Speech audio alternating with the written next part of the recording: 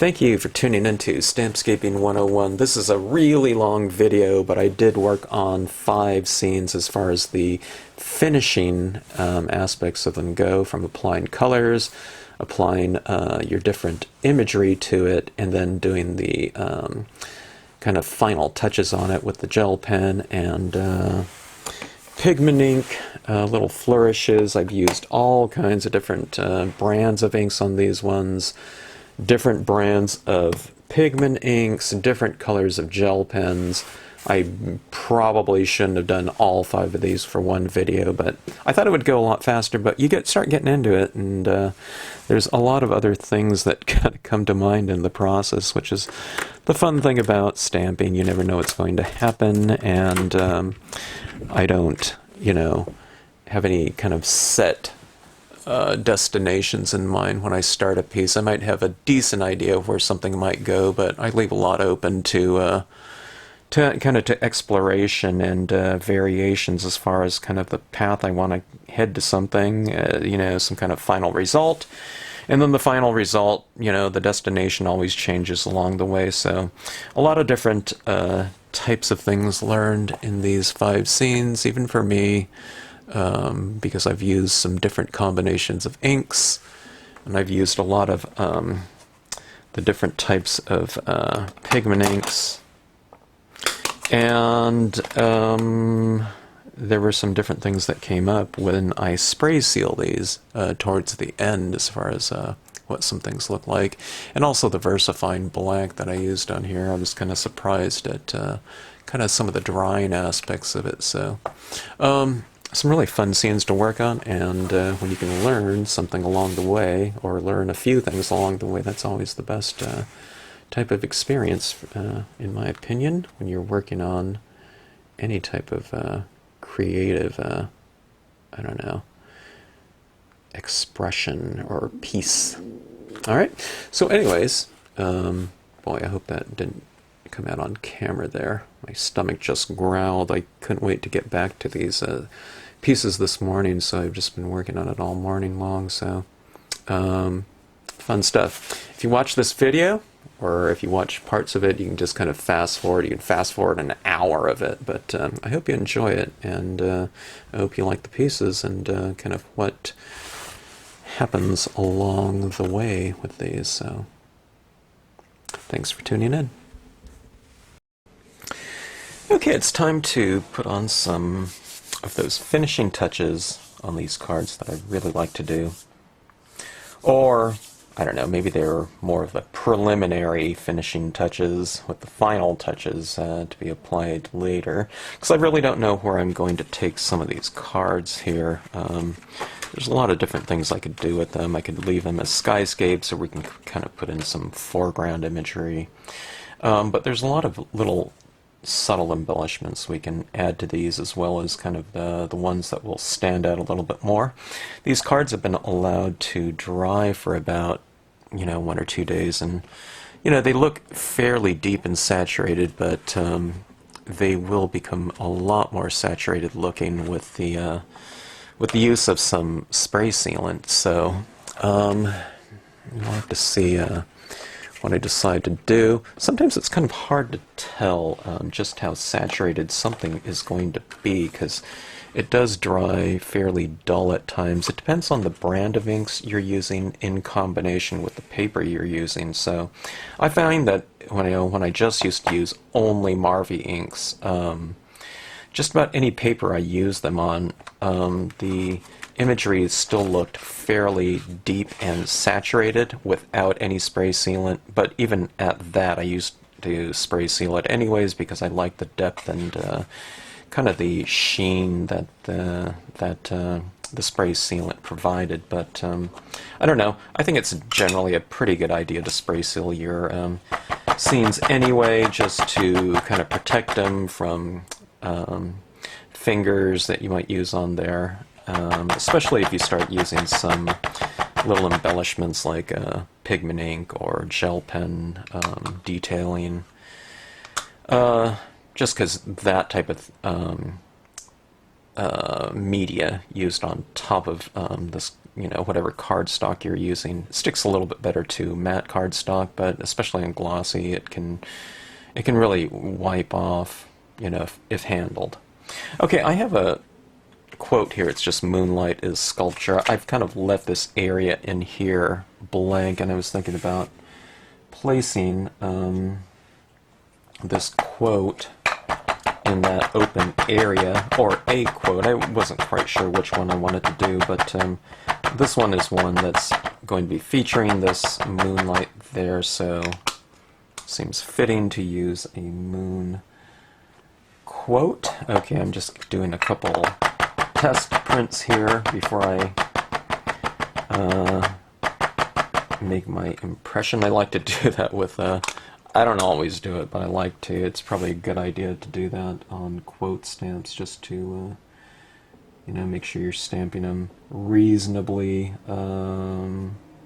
horizontal. If I get a little slope on it, it's okay. But alright, that one looks pretty good. But anyways, there's the black right there, and you can see over here it's kind of grayish, you know. But when you spray seal these scenes, the depth of tone should really come back out with the spray sealant. It's like if you stain wood or something like that. You can see how deep the grains go. You know, everything becomes much more I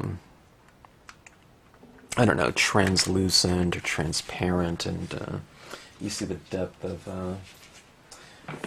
those grains, and that's the same thing that happens when you layer your inks onto the surface of this glossy cardstock, especially if you've gone through several different tones. Okay, but that being said, let me see something. Let me just try to use a little bit more of this black on here, just to see if I can get a little bit more black before I do spray seal. Okay, I'm just curious. But if anything ever does, you know, if it doesn't deepen, what you can do is you just, over something like this, you just go over it again with your lightest of inks, and the light color will just saturate the tone a little bit. It kind of moistens things, and it will act like a sealant in that it'll make things darker, just getting things wet. Okay. But on here, I'm actually going to build up a little bit more tone in the corners, I think. I do think that if I spray seal this, it'll probably be, you know, a real black, you know, 100% black, like this Marvy tends to get to. You know, it's definitely in the upper 90s in terms of how dark it is. But see that right there? It's just a little bit darker on the perimeters now. But it might have gotten that way anyway. But before I seal it, I just want to make sure. Because once you seal it, you really can't apply dye-based inks over the top of it. Again, you know, it's not going to stick to it.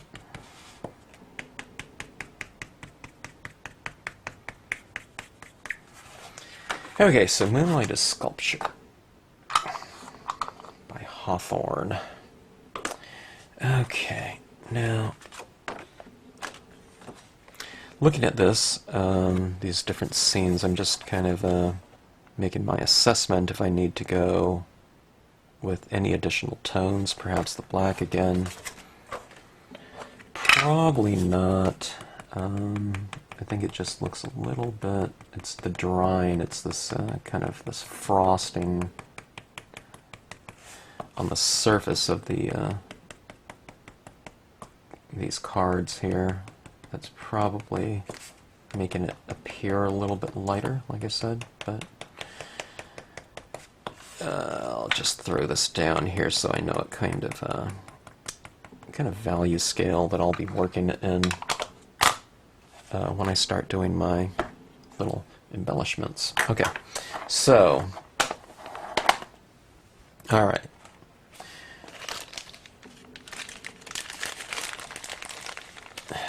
Let's see, I think I need to adjust my camera here. I think the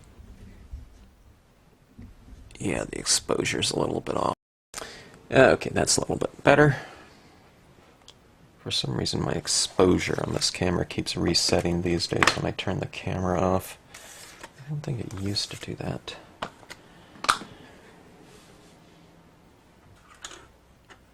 Alright, now, if you've seen my videos before, you've seen the technique where I apply some pigment ink in the form of the Colorbox Frost White, okay?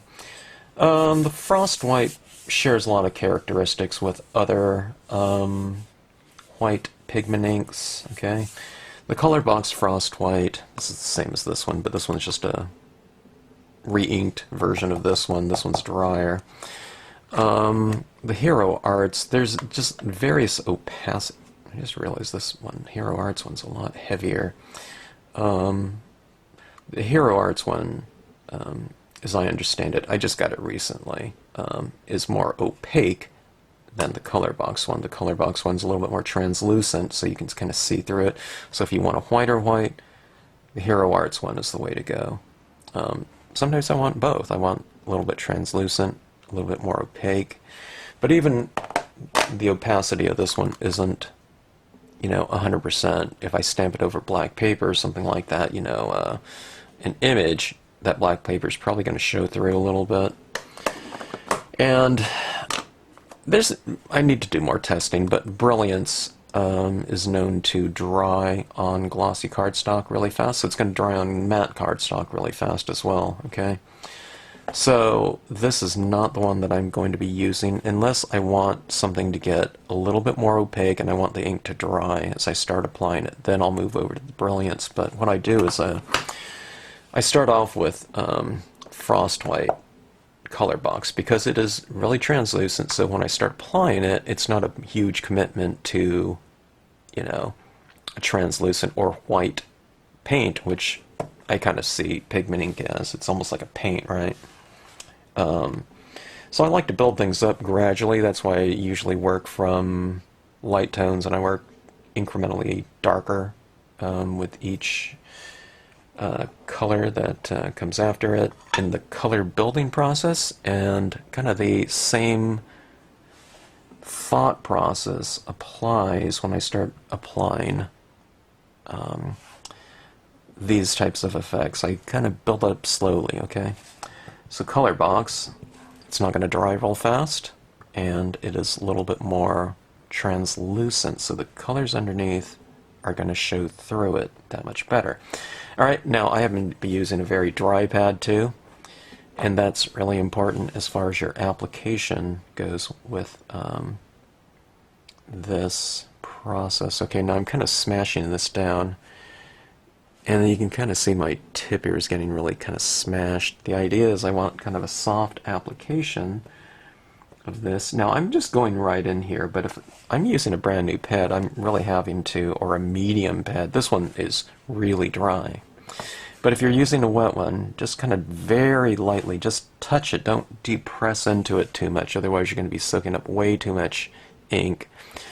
If that happens, and it probably will, because most pigment ink pads are really quite juicy and the paint, ink is really thick, blot it off quite a bit. Don't just do it 10 times. You have to do it to the point where it's almost dry on here, okay? Really dry. And how I use this, if you haven't seen other videos before, is I just kind of start applying it down, and okay, now these are my light sources within the scene, the stars that I've retained the lightness of, okay? So I see that as being the light sources and cast light. Now on some of these clouds maybe that are kind of pointed towards the stars, I can put a little bit of ink on them, which does a couple things. It kind of illuminates them a little bit with some lightness, but it also makes the clouds seem like what they are. They're kind of made out of like moisture vapor, right? Little moisture molecules, and what they're doing is they are kind of glowing or being illuminated by that light source. So what this does is it kind of gets rid of some hard edges. Now there really aren't any hard edges in that cloud stamp. They're soft, but this makes them even softer, okay? So you can see what I'm talking about. See right in here, I've just applied some on the top surfaces of some of those kind of rounded billows, okay? See that? I didn't apply it to the whole area. I've left the shadow areas as is. So let's just kind of applying a little bit at a time like this, okay? A few taps and you can't really see anything done. And that's the consistency you want.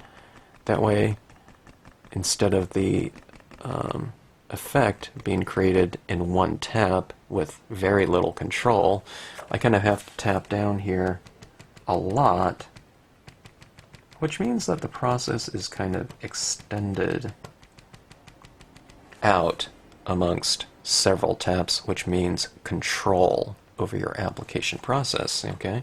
Because it happens nice and gradually, it's easier to control and to apply, okay?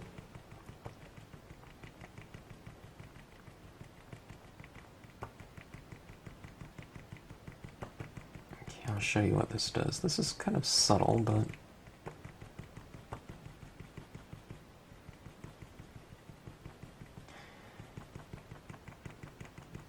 okay, so you can see that little cloud there, right? Oops. Get focused in. See the difference between these ones and these ones right here? See how it has that edge that's now kind of being illuminated by those stars, okay? It's good to oscillate it, you know, have some in some areas and some in terms of that pigment ink, or have some of those clouds glowing and some of them not. Than to do too much. Sometimes it just stands out too much, okay? And if it does, you just kind of dab it right off, and it comes right off, okay?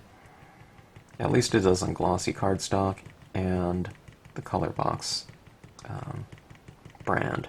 Again, the Brilliance would probably stick, so if you're going to do it because you might be tapping down, trying to get some of these stars to glow, you can't see a thing.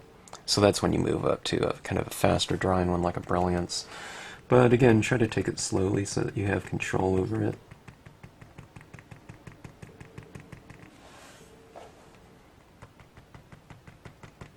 Alright, now where do you apply something like this? Well, the clouds that are above these stars are bottom-lit. So on the bottom side of those clouds facing that light, that's where I'm applying some ink.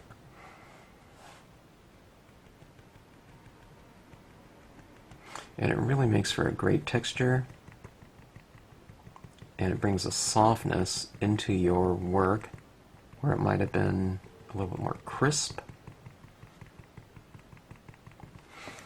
And that textural difference is the thing that kind of will vary your surface and potentially help it to become a much nice and rich surface from a visual standpoint because of the variation and contrasts. We have contrasts in terms of colors,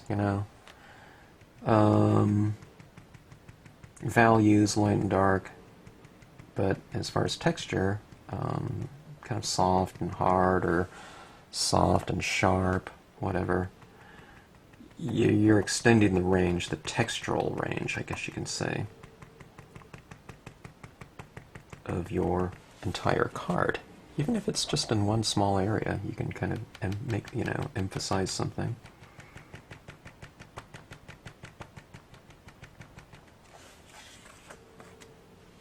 Okay, this one I don't think needs too much. I could apply it in a lot more areas, but I don't know. I think it looks okay as is. So maybe that will be it for this application in this scene. It's kind of illuminating some of my clouds too. See that right there? Where it's catching some of that light.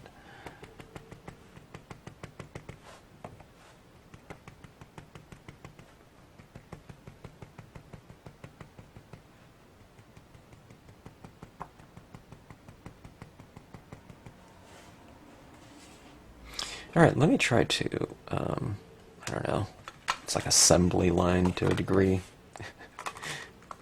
I don't know how far I'm going to take the scenes in this video. If it starts getting too long, I'm going to bisect it or trisect it. Alright, applying to some of my lighter areas within this scene here. The lighter areas means that, right, in theory, that's, you know, the moonlight is hitting those areas stronger than in the shadows, you know, where it's probably not hitting them at all, okay?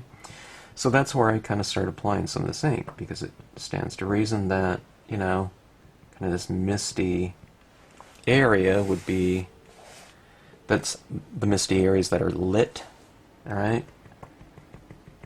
That's where you'd see kind of this haze, you know, because it's the molecules in the air that are being illuminated.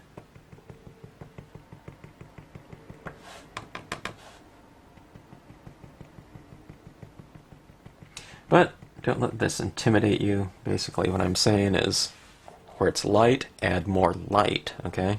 Where it's really dark, don't add this light color, okay? That's all we're talking about here. Alright, adding some of this tone around the moon, too. And it kind of puts things in a little bit of a haze, you know? You're kind of knocking down the values.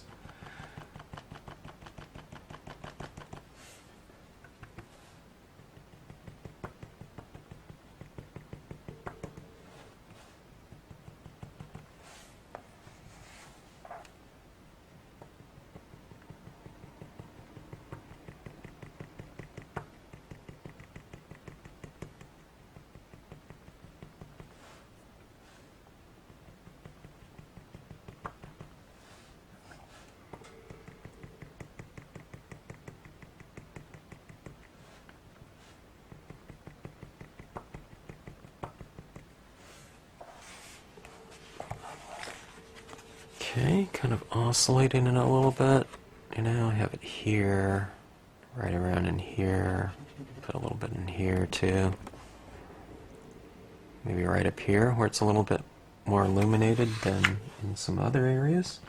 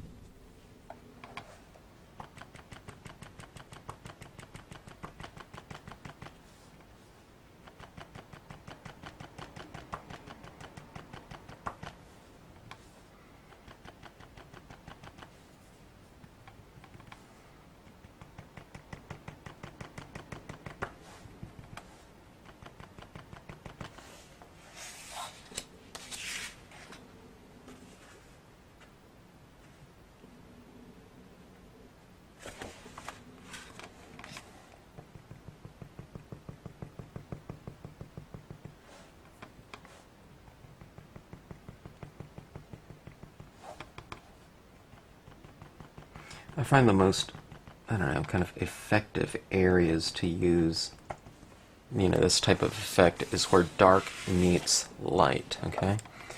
You kind of put it a little bit on the lighter area, and then you kind of work a little bit of this tone into the darker area to create that kind of soft glow around some kind of object, be it the light source or the reflected light somewhere.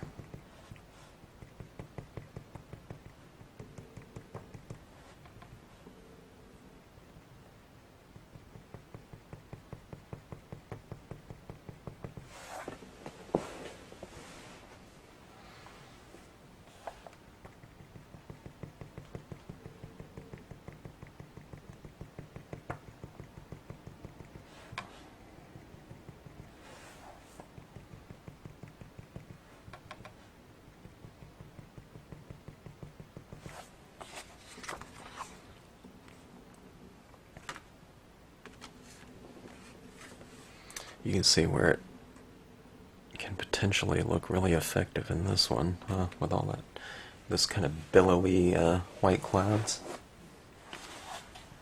This one right here, I mean, it looks pretty good as is, but I think from a kind of a textural standpoint, something like this kind of really puts that, it really makes those clouds seem more kind of cloud-like, having this kind of variation in there, which you can't really just achieve just with straight coloring.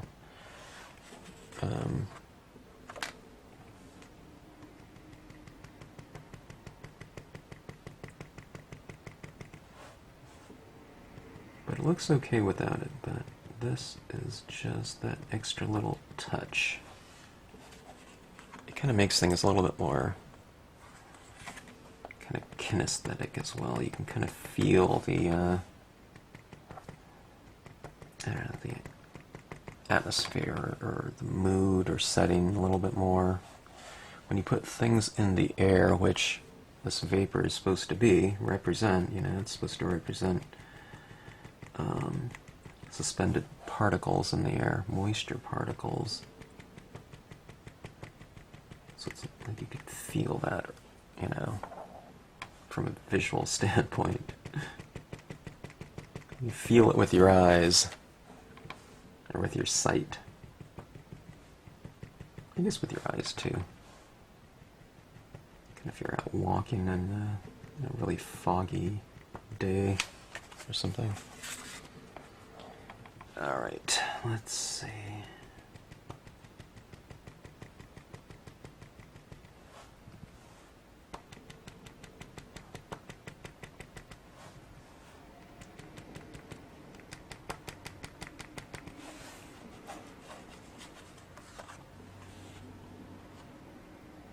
Let's see, right down here. A little bit around here. Definitely up here.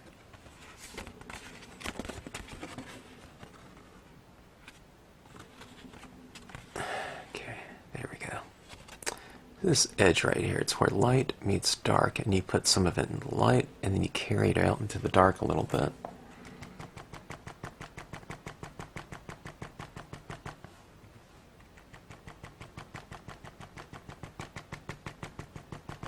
And remember, don't be, afraid to remove some ink. Sometimes, I do it all the time. I really apply too much, so I just kind of dab it off. Alright, let's get that moon. Let's address this moon. This moon's going to be reflecting a lot of light, so let's put some light on it. Maybe I could put a little bit of a glow around the moon. I can knock down that perimeter, kind of the defining perimeter around the moon.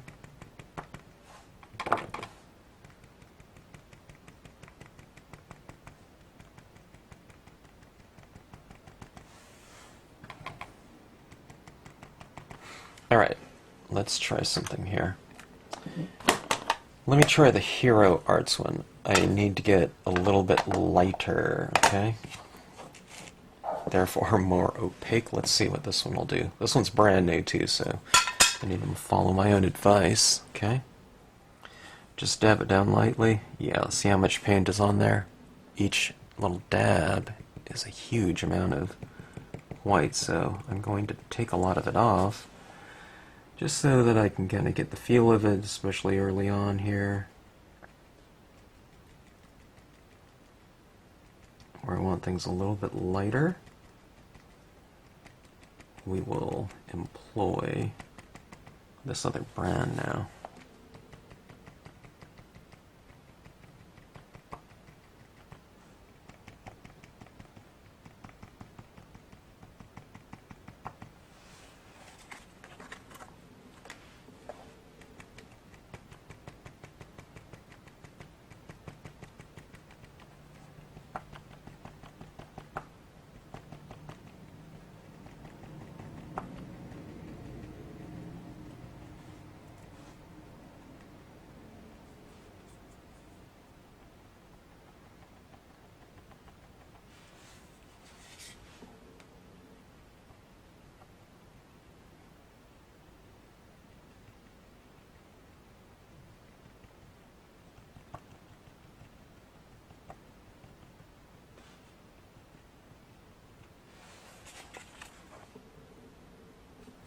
Alright, let's try something here as well.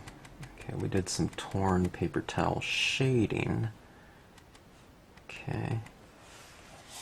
Now let's do some torn paper towel. It's not highlighting, I don't know. I don't know what you would call it. Torn paper towel something. Lightning? I don't know. Yeah. Okay, let's see.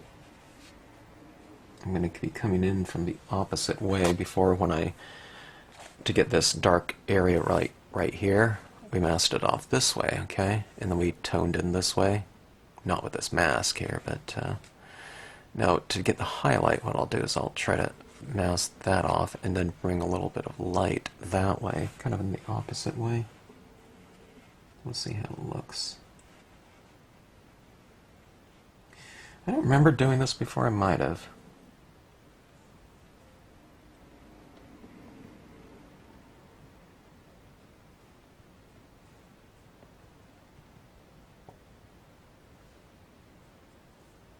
My tip's getting a little bit smashed, so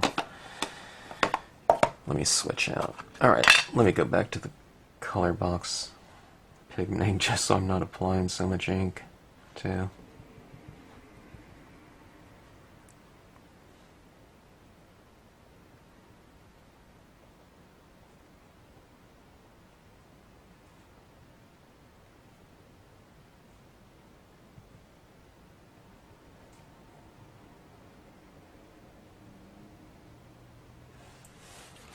Yeah, it looks okay. I need to get a little bit more of a transition going.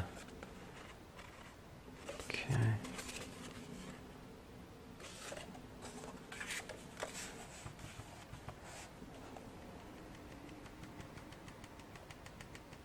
Transitioning a little bit. Okay. Let's do it over here.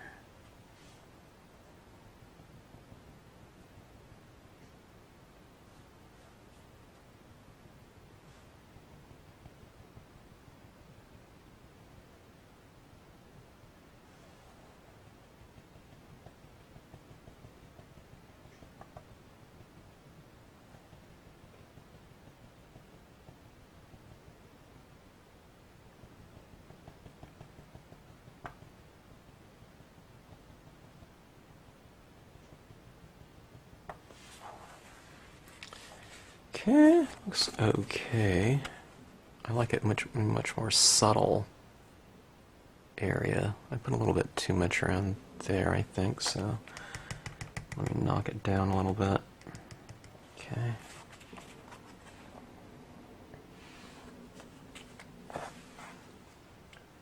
One more area.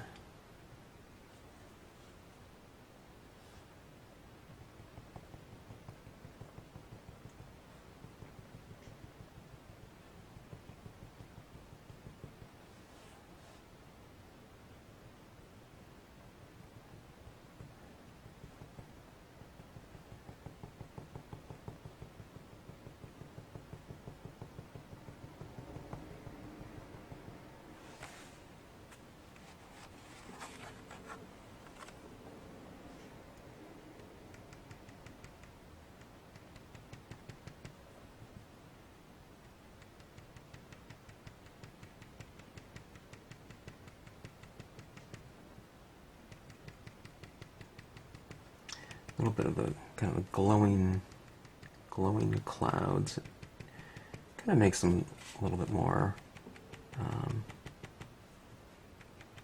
kind of fanciful, kind of dreamy maybe, when you have things kind of a little bit more obscure, softer, you know, especially with kind of this illusion of kind of streaming reflected light or light, you know, kind of when you have these little particles in the air and something is backlit, you know, it really gives it a nice kind of essence.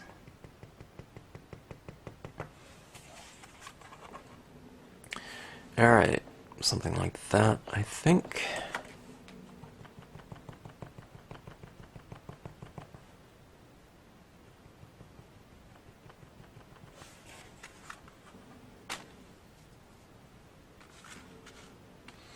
Alright, this one right here, I don't think I'll use too much on this one if I do at all. Let's see. Maybe in the real light areas I'll add a little bit of diffusion in there.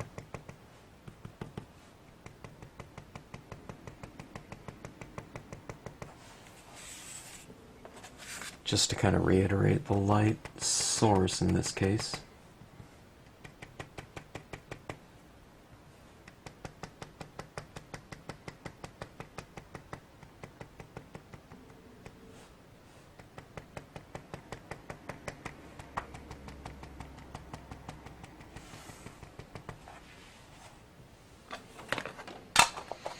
Minimal.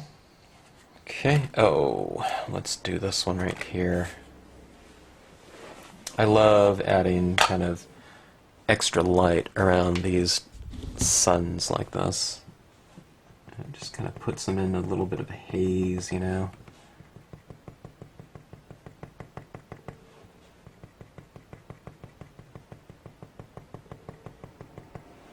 Kind of makes them glow and a little bit more vibrant. Okay, I can put some down here as well, where the light is shining on some of this surface a little bit more than other areas.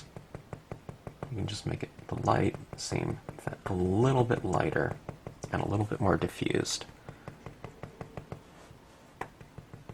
Okay.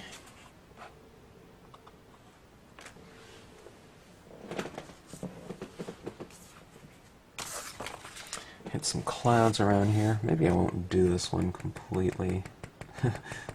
These big ones take a little bit more time. Well, they're twice as large, so yeah, I do want to spend a lot of time on this one though, because of the stars. I really want to I don't know, kind of embellish that the starry kind of textures within this. But let's save that one for later. Let's go with these 4 for right now, or 5, which is definitely an ample amount to do this too. Alright, Colorbox, Hero Arts Frostbite.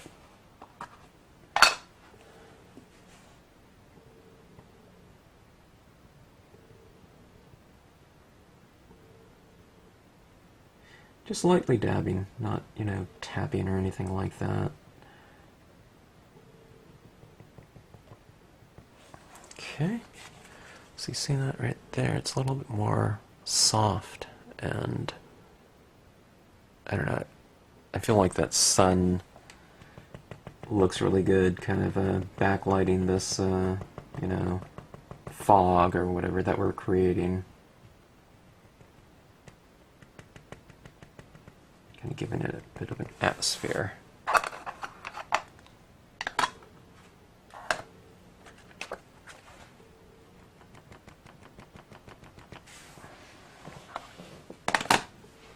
I'm adding this down. One of the things I was considering was adding some types of foregrounds to these. We can't add too much, like I can't put like a cabin in here or something like that unless I stamp it out on a separate thing and, you know, cut it out and apply it over this, because things in the background are always going to show right through your things. So we're talking about silhouettes. It could be things like trees, branches, or whatnot. Solid things, okay? And what can, you know, I mean, we would certainly be covering some things up, okay? But you might be also kind of intensifying what you already have, even though you're covering up some of it. Like, say, for example, if I had, I don't know if I'll do it on this one, because this is supposed to represent, you know, clouds above the, or underneath the sun, like the sun is rising. Although if you're on the top of a mountain or something like that, you could be above the cloud line, which is always kind of fun. But I could put trees over here or something like that, and what it would do is it would just kind of emphasize all the textures and colors in here, especially if you have a solid black. image right over the top of these things.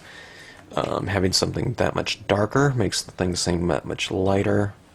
And, okay, this is supposed to be soft and airy. If you have something dark and solid, it'll seem that much lighter and,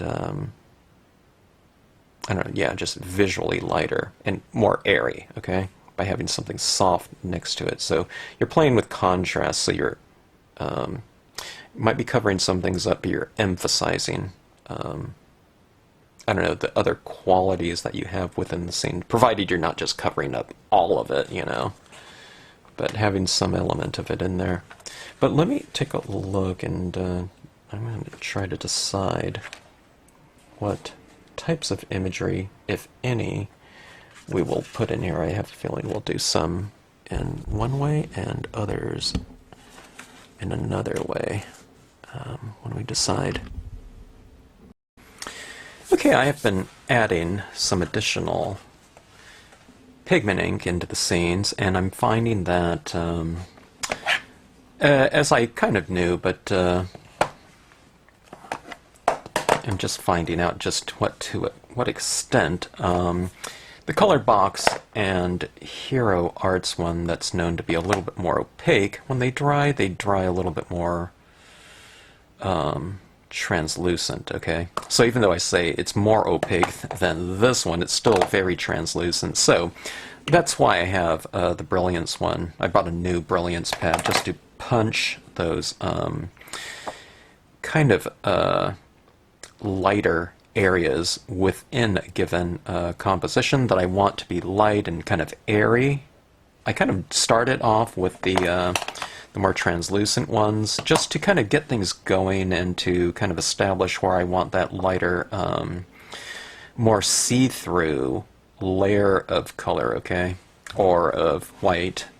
And then what I do is I kind of punch it, you know, in the areas that I want to be really light with Brilliance. Okay, Brilliance also dries on the paper faster, but I hit it in the areas that were very light, okay, and where I have kind of a pretty good saturation of tone laid down, okay, in terms of the white. Alright, so I can put it around like that sun right there to make that one a little bit more, or a lot more, kind of a glowing in terms of appearance. I have a lot of that pigment ink down in these areas right in here, okay? So it makes it more, I don't know, softer and kind of reflective in terms of the illusion that light's hitting it. Hopefully, that's what it looks like. That's what I'm going for, at least. And see, like right in here, I wanted that moon. The moon was okay to me as is, but I want to push it a little bit further in terms of it being a light source. So what I'm doing is I'm taking the Brilliance ink and I'm just kind of knocking down the textures on the moon a little bit more. Now I could have done this if I had planned it out from the beginning.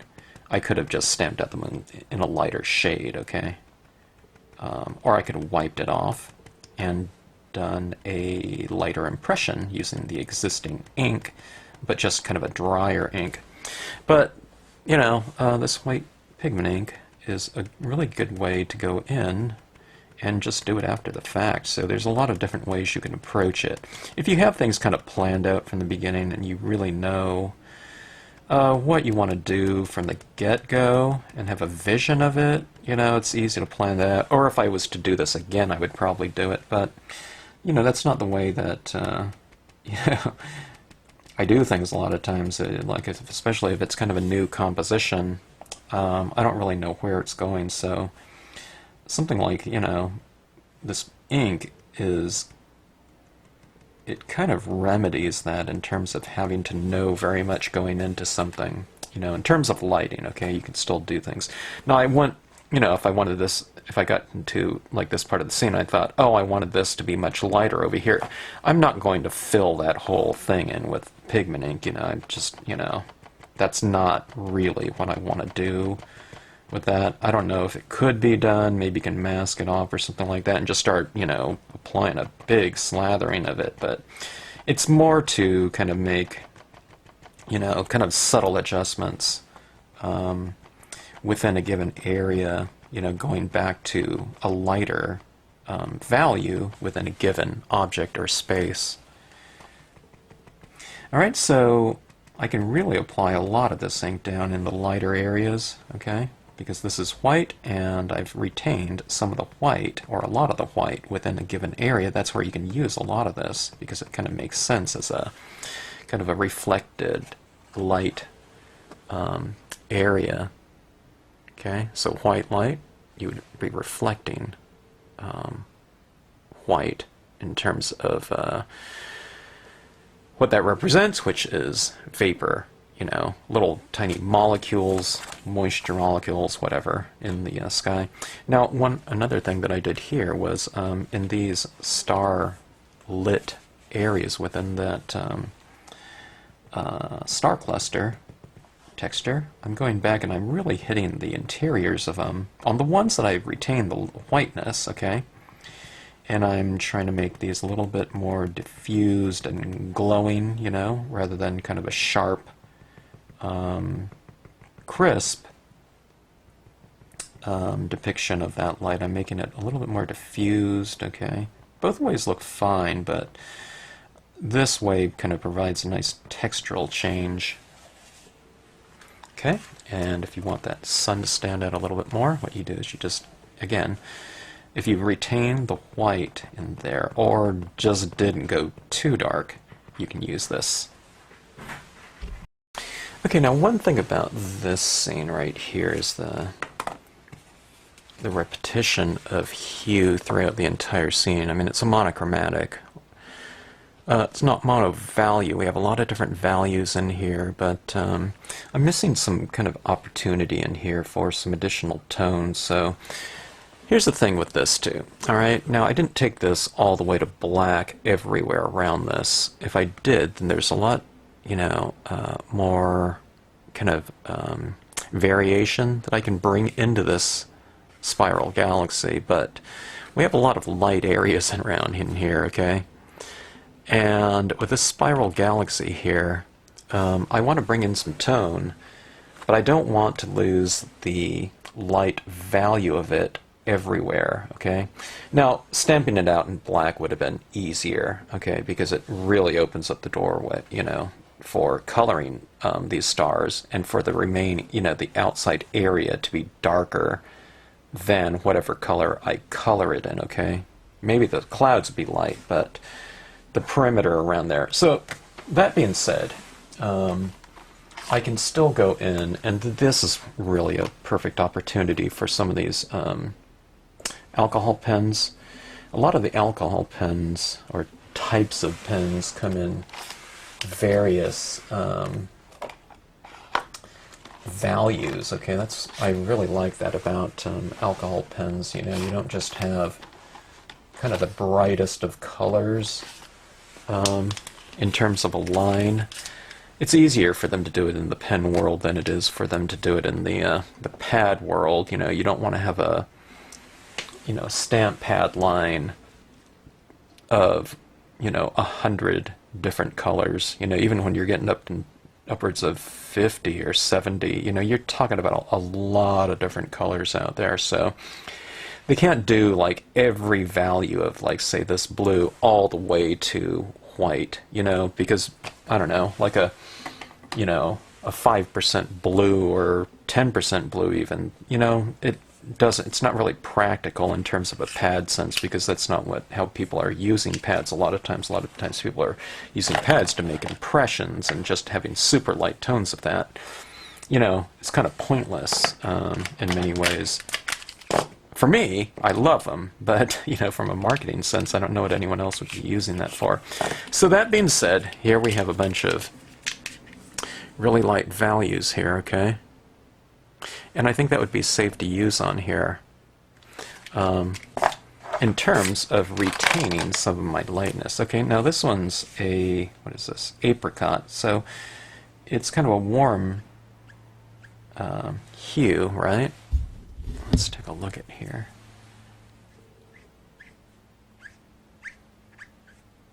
Okay, I can get some of these colors in here. Now remember, if it's a little bit too harsh, I can go back in here and tap in some white over the top of it.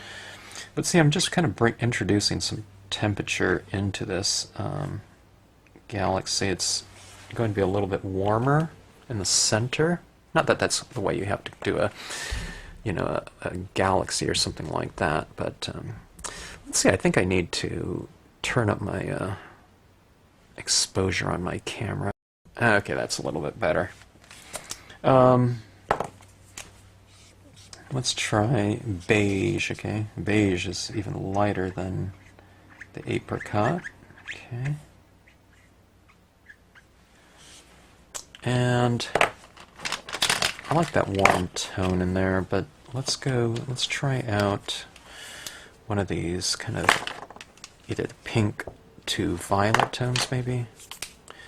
This one's a soft violet. That one's too much. Let's try this one. What is this? Pale lilac, something like that. Yeah, it's a little bit lighter. I'd want it even lighter if I had it, but I don't. I don't think. So let's bring some of this in here and try it. We can do a little bit of a transition maybe from that violet into a kind of little tinge of or apricot into transitioning into the violet. Yeah, something like that maybe. And this is periwinkle, kind of a bluish, but transitioning into the violet tinges, I guess.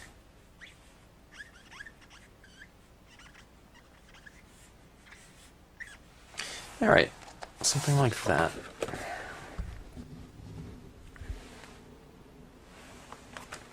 Let's see, do I want to bring in a little of that color? Let's try some of it down here, maybe. Just to get a hint of some of this color down here. Where I'm going over the pigment ink down here, it's just kind of wiping the pigment ink right off.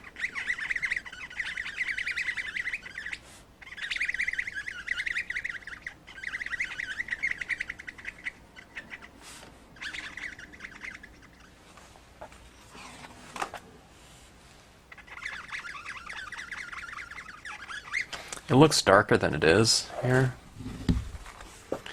because the paper is getting kind of wet. See that right there? But see, when I spray this, the saturations will be that deep over the whole thing, and we'll just be left with that color there. So that's not going to be a problem.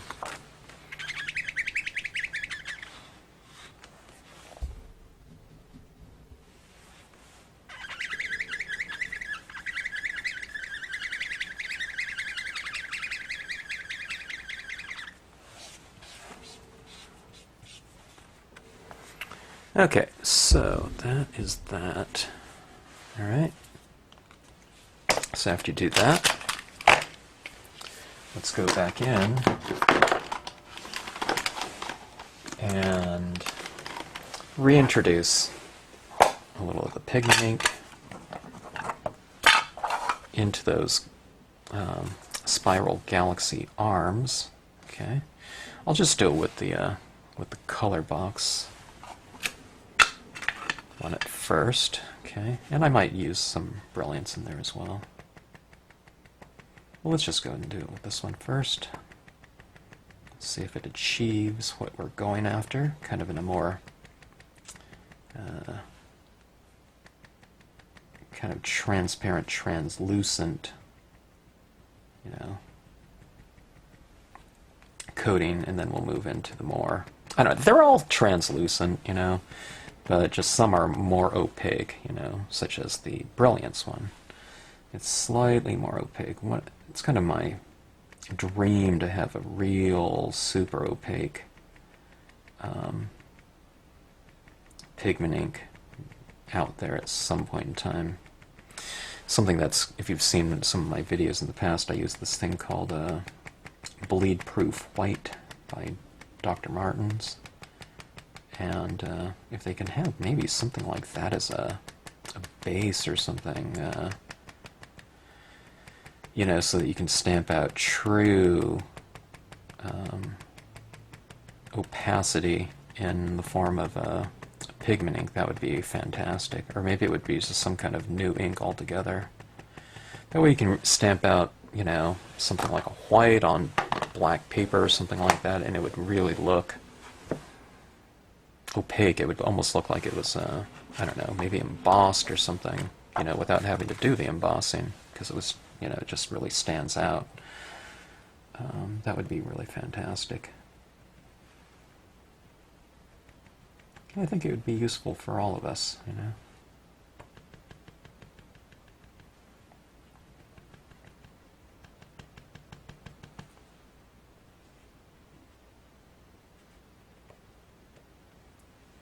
We need a couple manufacturers doing kind of a race to opacity with their ink lines. At least a white one, you know.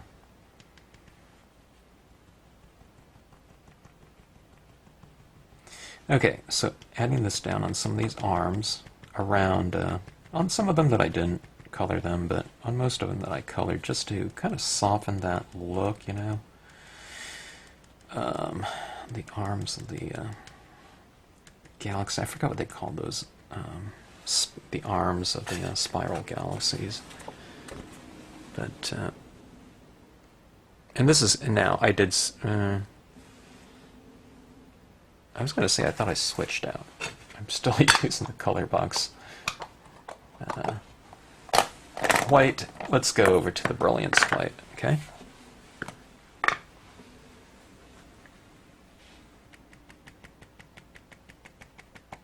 To kind of get it established, I went jumping right with the, you know, Brilliance. It's very, very definitive as far as your kind of application of it. It dries very quick, so you're kind of set. So kind of doing the preliminaries with the more malleable, able to edit color box. Kind of, it's like practice going into it, and it establishes some, you know, more, again, the transparent translucence, rather than this, which is closer to translucent opaque. I'm getting mixed up here myself.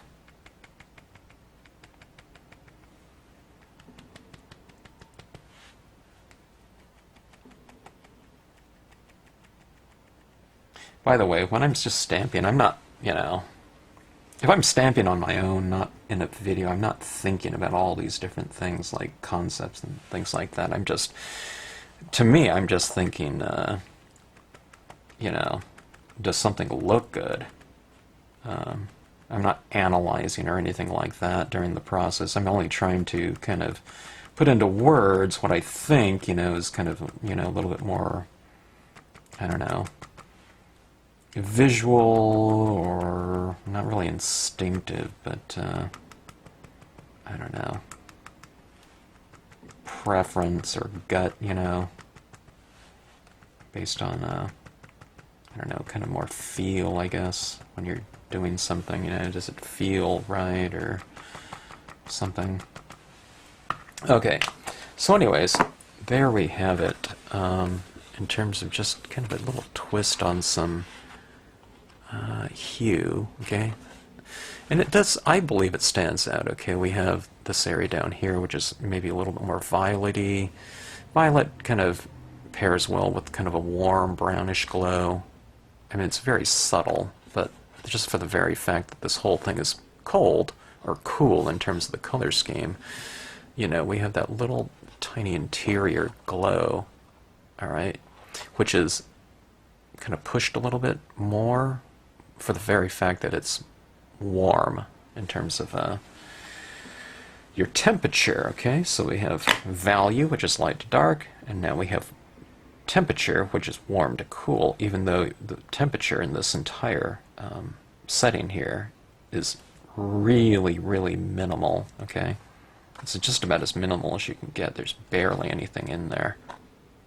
Okay, but that sets that one up for some other possible finishing touches in terms of gel pens and maybe some additional forms. I'm thinking about putting some things in the foreground. I'm thinking about anchoring a lot of these scenes with some trees or just anything kind of strong in silhouette in nature. And I'll want to do that before I get to kind of the gel pen highlights. You typically want to add in your imagery before you go on with something like gel pens. You know, you can stamp over pigment ink, no problem, at least in the way that I use it, but you wouldn't want to put down a bunch of gel pen dots and then stamp over it. You can, sometimes the gel pen dots will stick out a little bit, so that'd be my suggestion, just to leave kind of like highlights or something like that for the end, because gel pens, even though it's very thin, you are kind of laying down a dot that's slightly raised, so you know you want smooth surfaces to stamp on as far as making your impressions go. That being said, if you've used something like a thick VersaFine or like a Memories, this one's a brand new pad. Oh my gosh, I got this from Stampa Barbara. It's not even opened.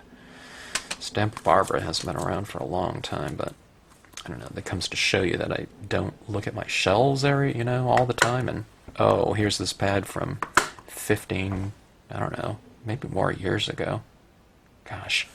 Okay, so let me think about some imagery to add into these scenes and think about some different compositions. This one right here I'm going to do something different with. I want to try some light beams with this one, and this one's going to be my test one, but I plan on doing some beams, different color beams, using some different colors within my color scheme. I realized, you know, like I said, when I went and looked at some pads that I had, I didn't realize that I had like these inks right here in terms of a brownish color scheme, but you can see these ones right here kind of pair nicely with this color scheme, so I'm going to try to do some multicolor beams going from light to darker, and hopefully that looks good, because the white ones are looking pretty good, so we might as well kind of introduce a bit of a range into light and see if that works. So I don't know, the great experiment continues. Okay, I have amassed some of my usual suspects as far as possible imagery to go into fairly densely composed images, meaning that if I put anything over the top of these, it has to be, or I don't know, it'd probably work out better if the imagery was fairly solid in nature. Now, it could be very airy, but you notice there's no kind of open spaces in it in terms of like a, you know, what like a cabin might be or something of that sort. So there's solid images and dark. All right. Now, I don't know exactly what I'm going to use in here. I figured I'd figure it out. I don't know. The problem is when I started looking at these, it all looked like it would be fine to me. So, and nothing's really standing out more than the other. I even have these kind of eagles here that I thought would be kind of interesting. You know, I can have something very large against the background for dramatic effect. And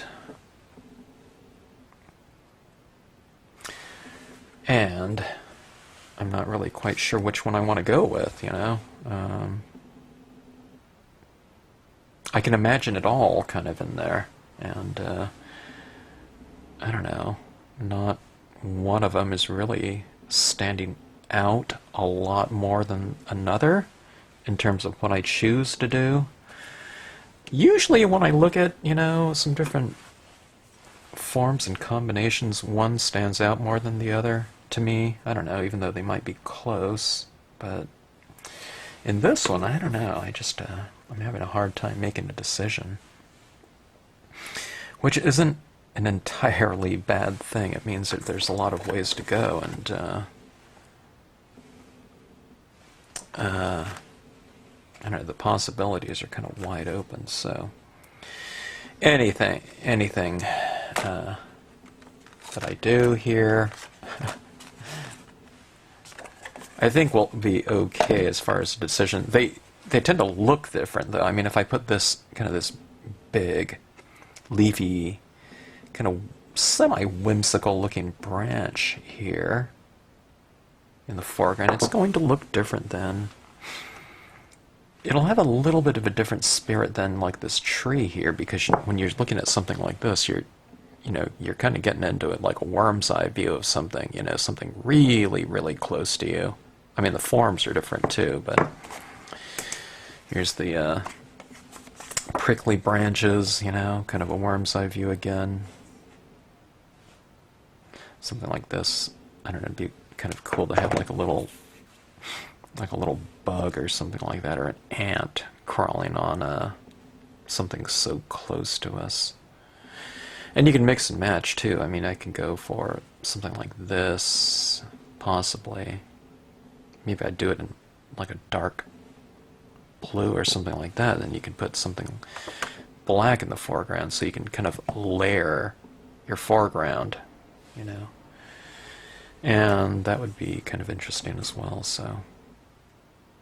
Okay, gosh. We have, I keep forgetting how many, 6 of these cards here are scenes.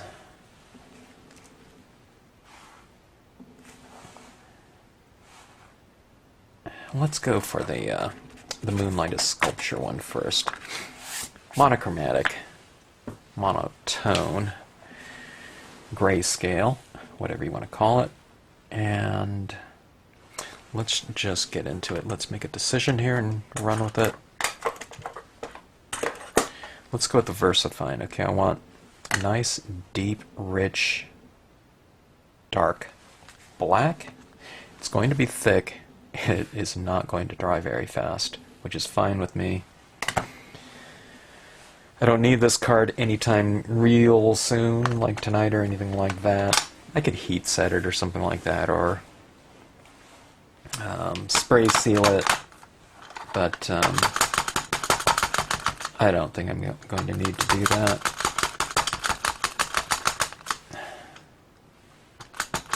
If I was just working on one scene and I really felt like finishing it off, like it, for like a sake of this video or something like that, maybe I would do something to expedite the drying process, but I don't think I will here. I don't know, we'll see. Things always change.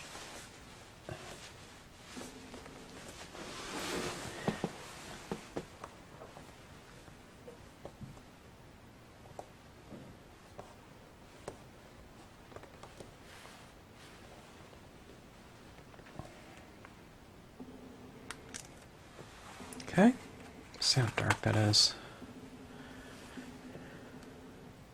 But look what it does to that moon. It's really cool back there. That looks a little bit lighter there. I think I might want to retain that, so if I stamp another tree, I won't stamp it over this part, too high. But look at that beautiful black impression with the VersaFine.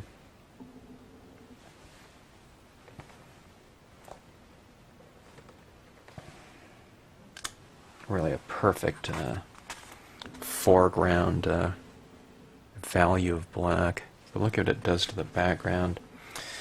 I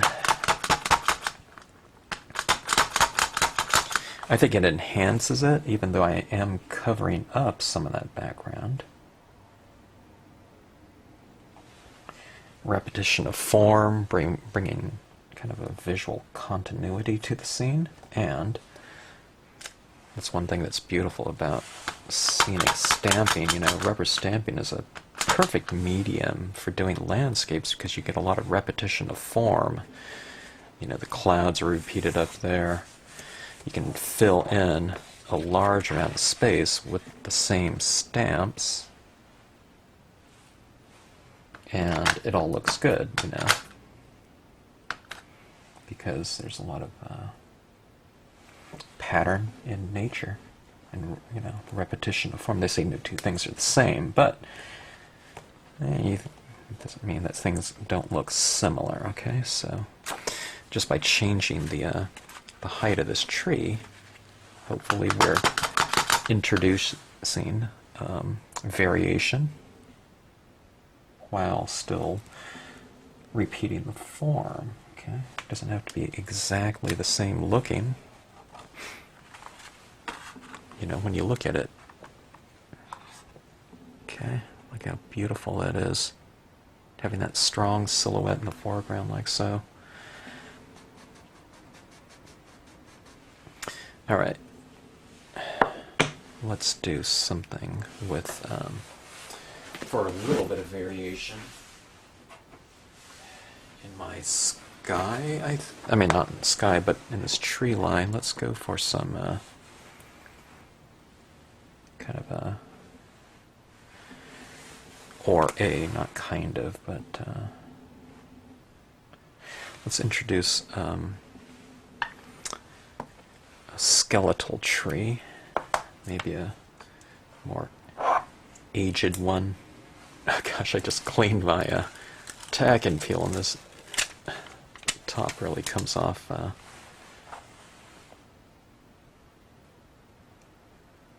of with a lot of tack on it. Alright, how far am I going to stamp this one?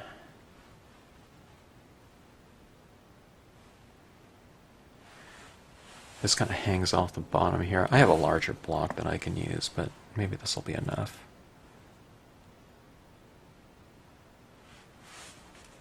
Okay.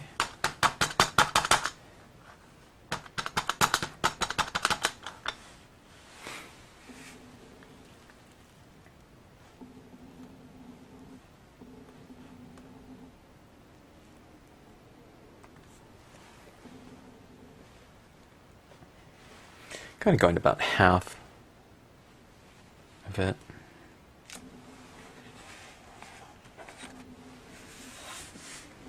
About trying to think, should I do one more over here? Maybe down here.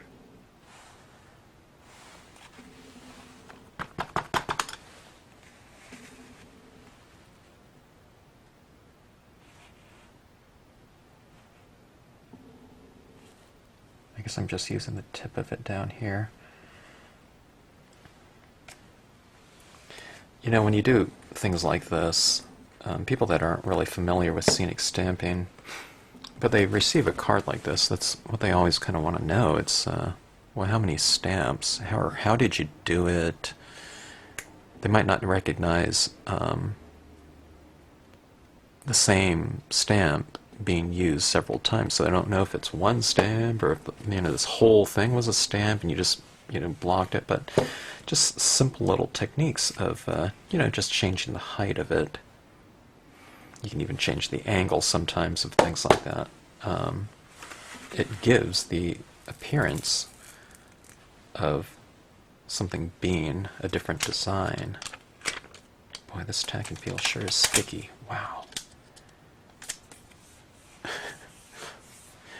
I wrote the names of my stamps on the back of the thing in permanent ink, and put that on there, and it left an imprint of it on the tack and peel, which isn't a problem. I didn't really think about that. It's just so tacky, you know, with the washing of it, rinsing. Okay, so that's the foreground of that one. That looks quite different though, doesn't it? 2 stamps, but what was that? 1, 2, 3, 4, 5, 6, 7 impressions using 2 stamps. So I don't know. It turned it from a kind of a landscape to a skyscape into a full scene. You know, you have foreground, background, you have the quote in there. And we're not quite done with this one. You know, if we add in some additional embellishment, which we may or may not do, in the form of something like gel pens or, you know, something like that. Maybe the Dr. Martens opaque white, which I haven't used in a while. Alright, let's see this one right here. Let's play around with this one. Let's see what we can do. Nah. Alright, now that one I don't want to do. Here's this branch. Do I want to do this? Not sure. Okay, now things have changed in my mind after doing that last scene. In terms of what I might want to do with this scene. I don't know, after you stamp something out, then, I don't know, it might occur to you to do something different. So one thing kind of influences the other, I guess. Okay, this is a more spindly pine. It's just called pine.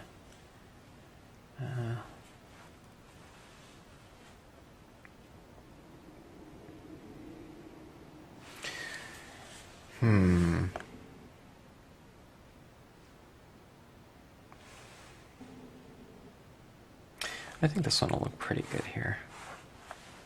I can also do an overhanging branch and have the leaves kind of coming in for the top, you know, just for kind of something different.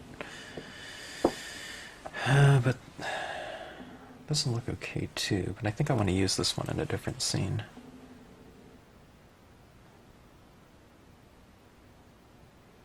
But I don't know, that looks pretty good. Alright. My gut tells me to go with this one, just in terms of what I might want to see. Personally, not that it's going to look better, but I have all these other scenes, and I think I might want to use that one on something else.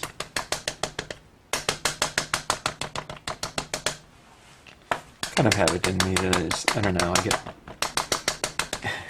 I just want a lot of variation when I'm doing things, especially if I'm doing things all together. You know, I don't want the same thing in every scene. I want to see something new, you know, even if it is just me doing it. I'm just kind of, I like that variation. Okay, here we go. I want some of this branch going across that moon just for dramatic effect as well. Okay, and on this one, I'm running my form, my stamp impression, across a lot of pigment ink, so we'll see how this applies. I have a feeling the VersaFine is going to be so thick that it'll pretty much cover everything with an equal opacity. This black one is pretty opaque. I think the memories would be that too, especially this brand new one. Gosh, if it still works. I have a feeling it will. It's brand new, or unopened, but like I said, it's probably 15 years old. Okay, look how much that really stands out in the foreground.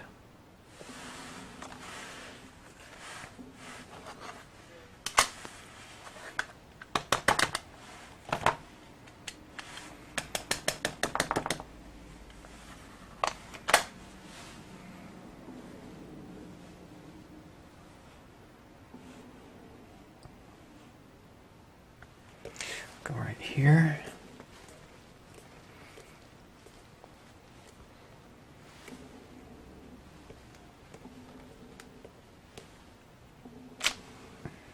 Okay, a couple different impressions of it. And, I don't know, I could put some of these leaves on there to kind of represent growth or something like that.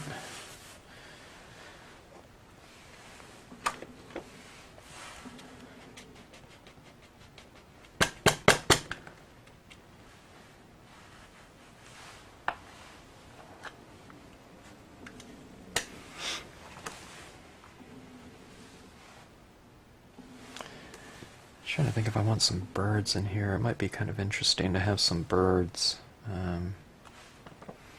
maybe in the form of maybe some smaller birds kind of circling around in there. Unsure. All right, well, let's stick with the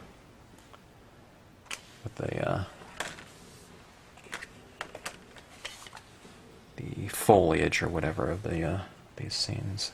Okay, so we have this. We have this now. Okay.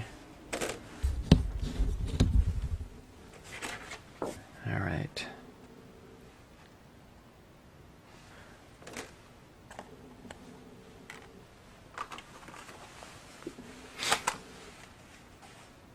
Too big.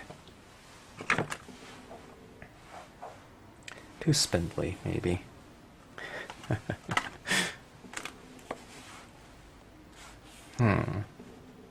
Interesting. Just use this one. Don't want that again. Yeah. I need something a little bit more solid against this background. Maybe the too thick. I don't want to cover everything up. I went from kind of completely wide open, you know, in terms of my preference, to now I don't know. I think I'm downright picky now on these next scenes. Maybe I had to kind of figure out what direction these things were going in.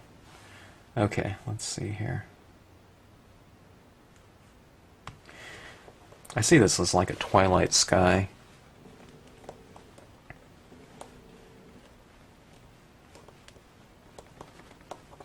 You know, like the sun is already set on this one, perhaps. Okay.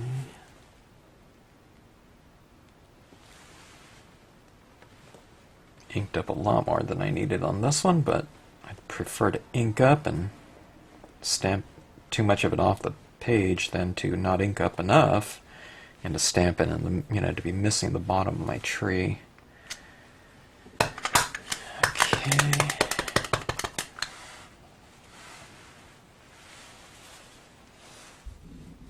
What's in that? Yeah. I don't know, that does look to me like a twilight sky. Especially now after I got the imagery in it.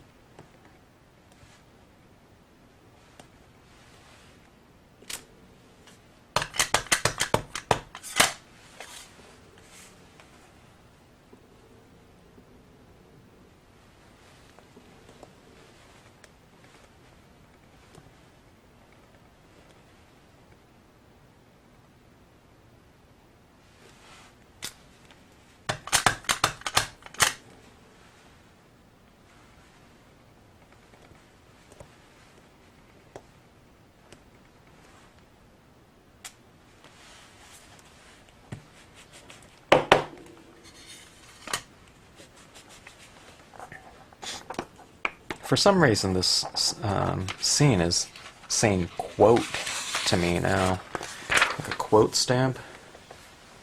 I might have to add one in. Okay, let's take a look at that pine again. Maybe this one's too large. I guess I could say that this one's one in the foreground. All right, pausing. I think maybe my smaller one might be more suited for... All right, let's try the smallest version of this leafless pine.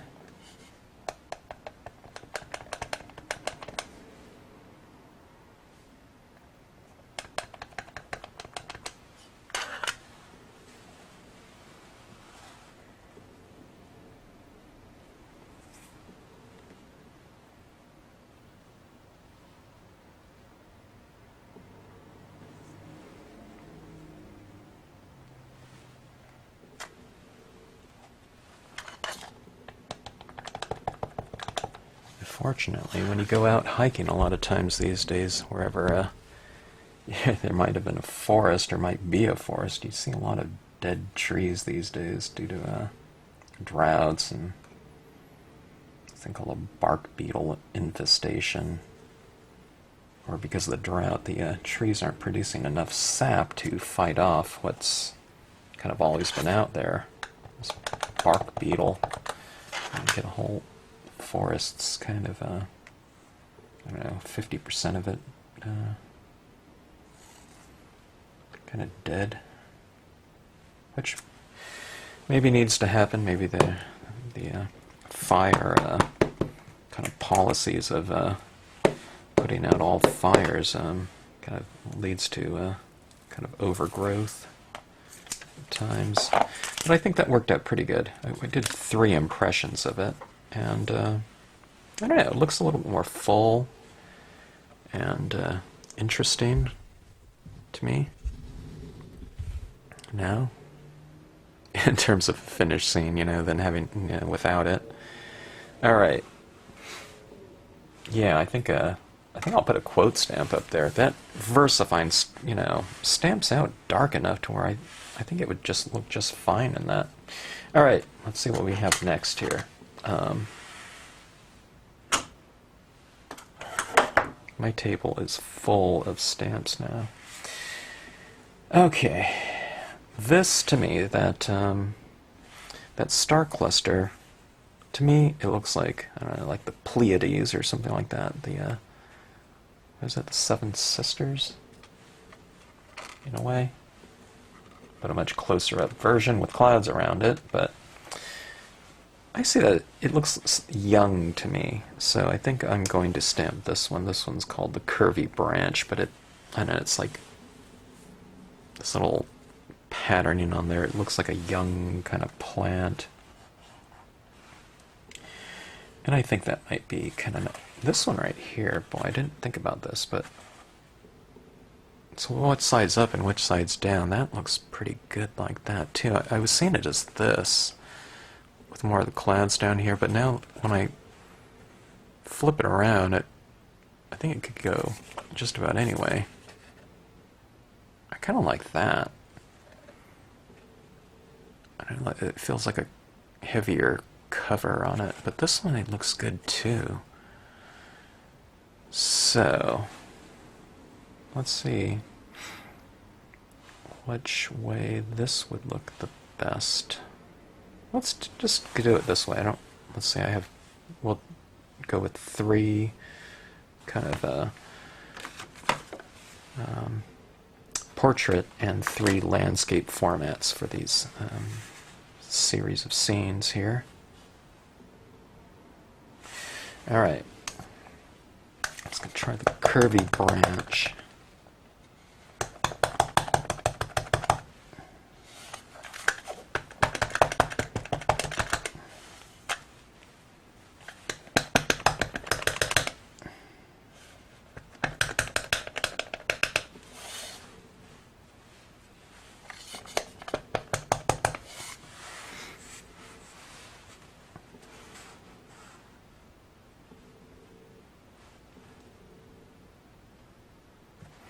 Has kind of this S curve to it. Tried to make it as kind of graceful as I could in terms of the drawing.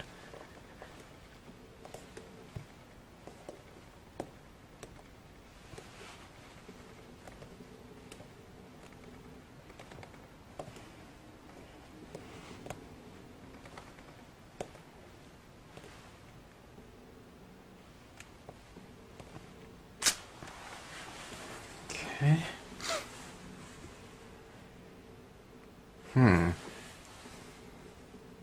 I was going to put another one right here, but I might leave it like that just for dramatic effect. Just kind of sitting there like so. It looks really dimensional.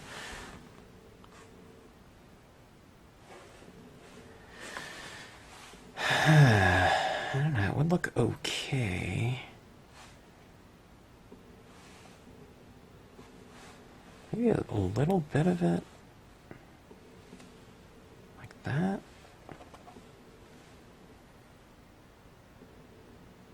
Alright, maybe that's what I'll do. It looks a little bit imbalanced to me without it, but I mean, it looks okay though. Just on one side. I usually kind of balance things out as far as the visual weight goes in a scene. A little bit at least, but maybe I won't do that this time. I don't know. I guess it is, but perhaps a lot less than usual.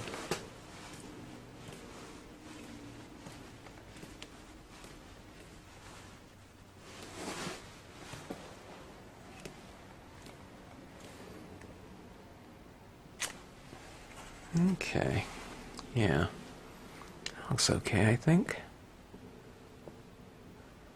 Certainly a lot more dimension to it, huh? With these silhouettes going into these skyscapes. There's something about this one here it's not sitting well with me yet. Let's go ahead and add some leaves to these branches, I think. Okay.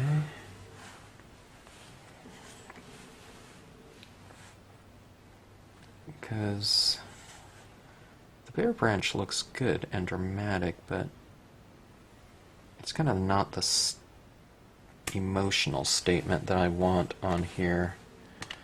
You know, just with nothing on the trees. I want there to be some life in here, so I'm adding these leaves to parts of the tree, like maybe it was dormant, and you know, maybe the tree's starting to come back in the spring or something. I don't know. Maybe it's, if you're in California, maybe it's post-wildfire, you know, the manzanitas all kind of burn up or whatever out in the chaparral, and it's kind of a rebirth, as long as we get water, I guess, and rain, which sometimes doesn't happen, but in the springtime or whatever, the next season, often these bushes and things like that, the indigenous shrubbery is kind of designed to burn up, but then you see it kind of growing from the base, you know, as long as the roots weren't, you know, destroyed, which they usually aren't. Okay, so there's some leaves growing in there. Maybe I'll get a little bit more bold. I'll add a few more.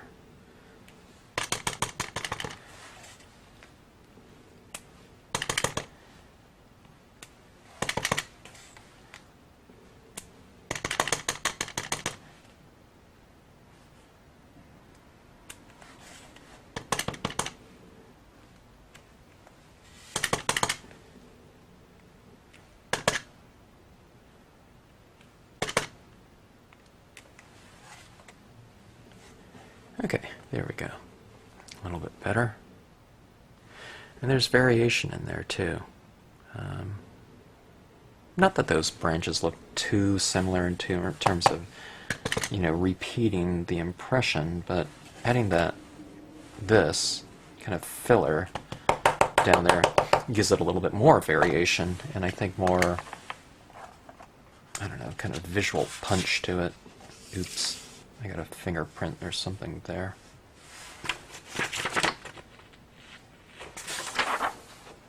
Just tells you just how thick that VersaFine is. I'll just take it out with some pigment ink or something. White pigment, but there you go on that.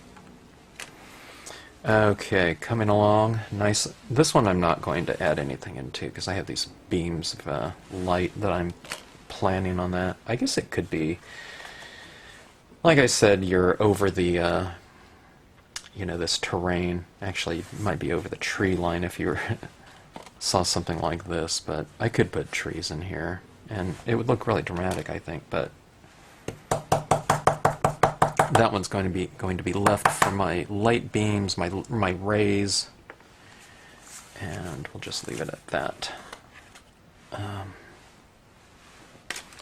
Okay, what do we want here? I sure like those other pine trees, the spruce, you know, for something large and dramatic. This one I think definitely is yeah, this one has an up and down to it, in my opinion. Gosh, I don't know if I want that pine tree in there. Maybe just the leafless ones. Oh, what about this? You know, that eagle. Boy.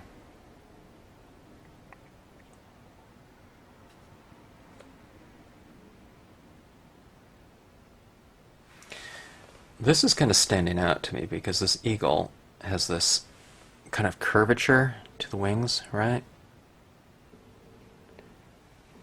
And that would match the kind of arc of my spiral galaxy. Just where would I put this, though? I'd probably put it somewhere like right here. It has to go over something fairly light. You don't want to put it over the darkness because, you know, you wouldn't be able to see the silhouette of the eagle as much. All right. It seems too good of an option, of a compositional option, not to take advantage of that type of thing. You know,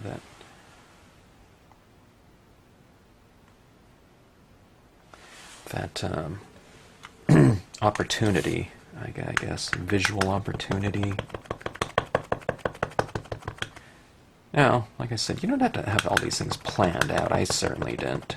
But sometimes you kind of see the relationships as you work with your scenes, okay?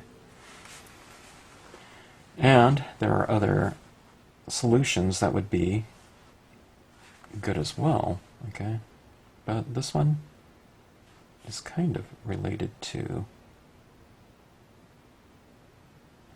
just some, you know, some other things that I did before, you know. Maybe, you know, the pine trees in here would probably be good with the leafless trees, but I just did it, you know, a couple minutes ago, so I'm just looking for something different in this one. You know, maybe this could have been used on that. But that's not the way it happens, so I'm just doing something for variety in what I'm doing at the moment as well, so. Okay, wow, look at that. It really changes the feel of the composition, doesn't it, when you put those types of things in there. There's kind of a different emotional type of, what? Context, maybe?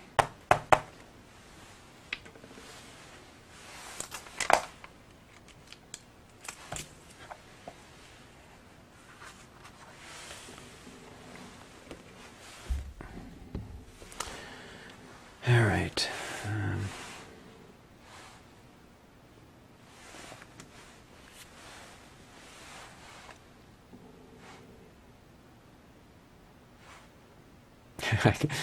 I could put that in there.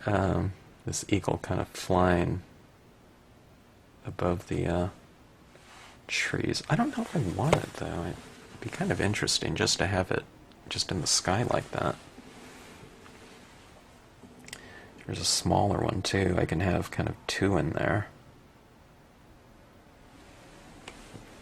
Here's the other one.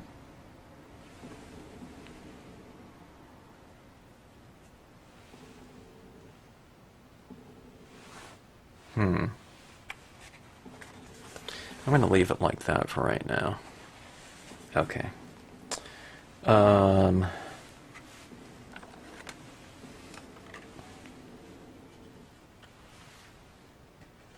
I stamped out that eagle, I want to do that again, I think, in another scene. Not sure which one, though. Could be any of them, but here, you know, the smaller one. let's go with, let's see.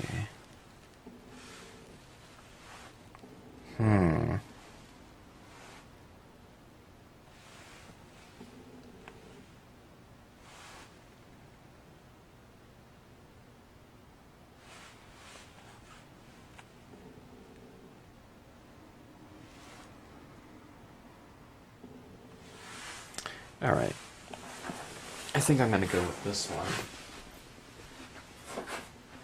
And to save me a little bit of time from covering up my fingerprint with ink or additional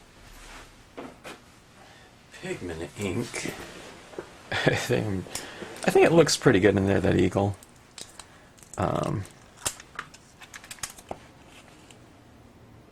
But this is one of the great things about scenic stamping. If you kind of do something like that, you drop a stamp and it's, or something like that, or you get a big gigantic fingerprint. There's hardly a time when you can't cover it up with something.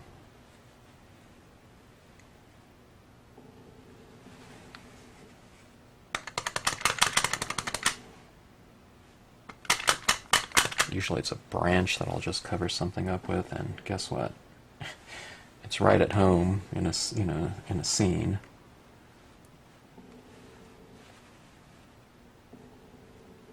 Trying to figure out the angle that I want this one at. I guess it doesn't matter too much.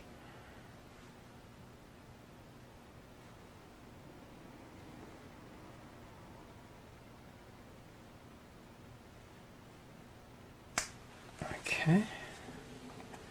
There we go.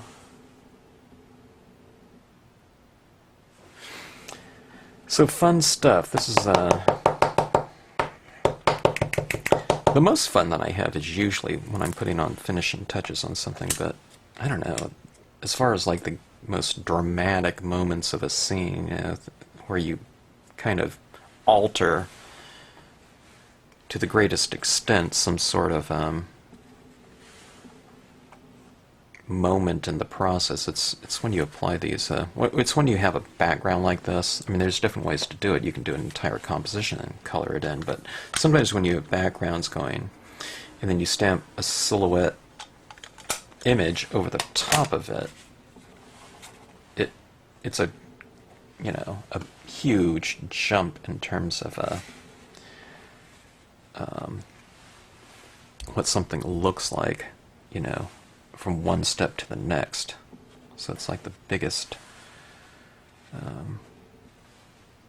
change that happens, and it can be the most dramatic.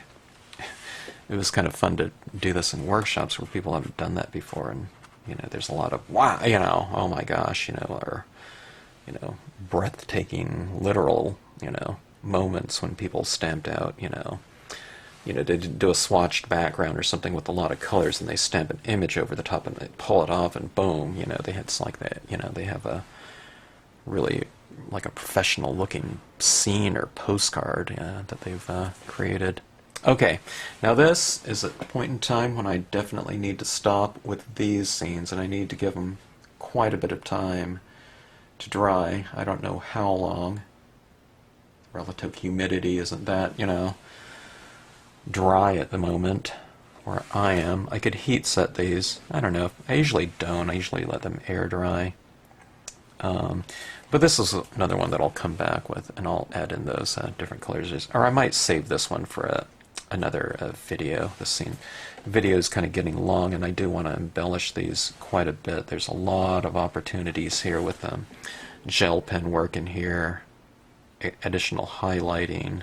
We can do some things with these silhouettes in here as well, and adding a little bit of tone to them, maybe in form of white paint, white pigment ink, I should say, to kind of model them a little bit, and to kind of sandwich them in between some, mist and vapor or something like that, which gives them a little bit more dimension. Or we could just leave them just that straight, strong silhouette, Maybe we'll do a little bit of both, We'll do it on some, and on some we'll leave as is. Okay? And I think, I don't know, maybe a quote stamp for something like this. There's something about nature being the colors of the spirit, and I think I could stamp that up in here. Maybe I'll do that right now. Let me go see it and try to make a decision as far as that goes so that I can just do all my impressions at one time in terms of using the black. Okay, I think I have a appropriate quote for this scene. When I did these scenic sentiments, I tried to come up with enough quotes for just about any given scenic situation. So you can both kind of compose a scene around the quote, or if you had an existing scene, then there would be a quote that you can use. Alright, this one happens to be Nature Always Wears the Colors of the Spirit by Ralph Waldo Emerson. He sure had a lot of quotes that were that I used. This one right here is in a font that is good for that kind of busy background that we have in here. It's fairly bold right here. I do always do a couple test prints just to get my bearings as far as where to press on the stamp, and also just to get it level for me.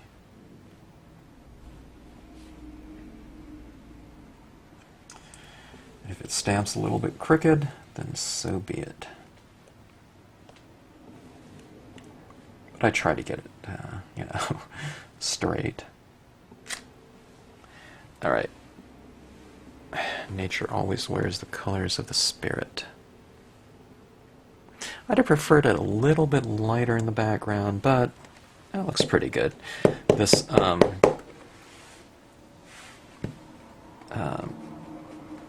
VersaFine is pretty black, so it stands out quite a bit to me. Alright. Yes, this is how I clean my stamps once in a while. Actually, with a VersaFine, maybe I will kind of wash that off, but sometimes I just kind of rub it off, and it's sufficient quite often. Okay. This one right here says, dreams are like stars. Dreams are like stars. You may never touch them, but if you follow them, they will lead you to your destiny. Kind of a longer quote, but I liked it. When I read that quote, I thought it was very evocative, and you want your visuals to be evocative, and it's kind of nice if your quotes are evocative too. You can get your inspiration from the quote and do a scene, or you can make an existing scene even more kind of poignant by having that quote in there. So let's see how it goes. I thought that one for this one with the star cluster. Okay. Might have been better to work around the quote, in terms of my branches, but in this case we're just going to try and fit the quote in.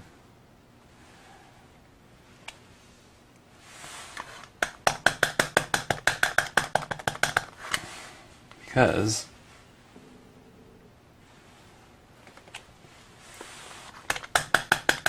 you never really know what might come up during the process of working on a card, a scene, whatever.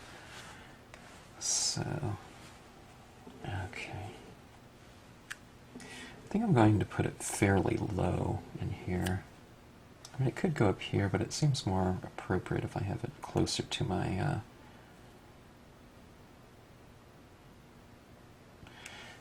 curvy branch elements. I don't know why. Just, I kind of moved it around in there and kind of imagined where it would possibly go well. Oops, I stamped over my thing in there. I wasn't looking too good, but so Destin, kind of a little bit of a mess up, but so be it. Graphically, I think it looks pretty good, though.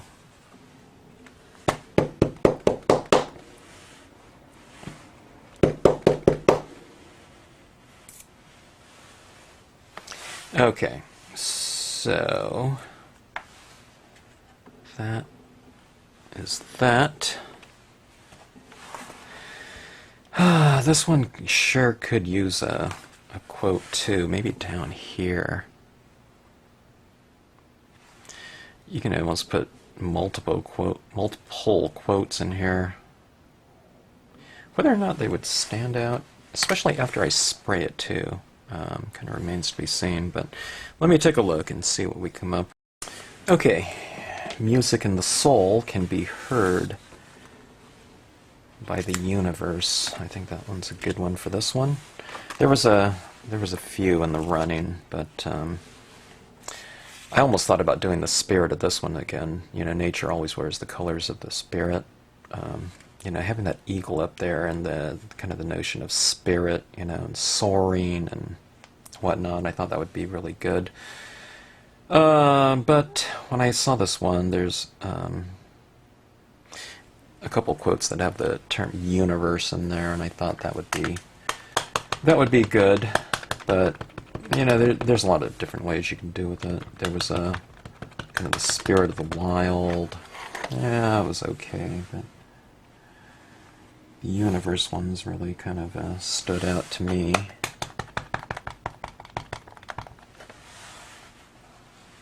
Okay. Test prints. Okay.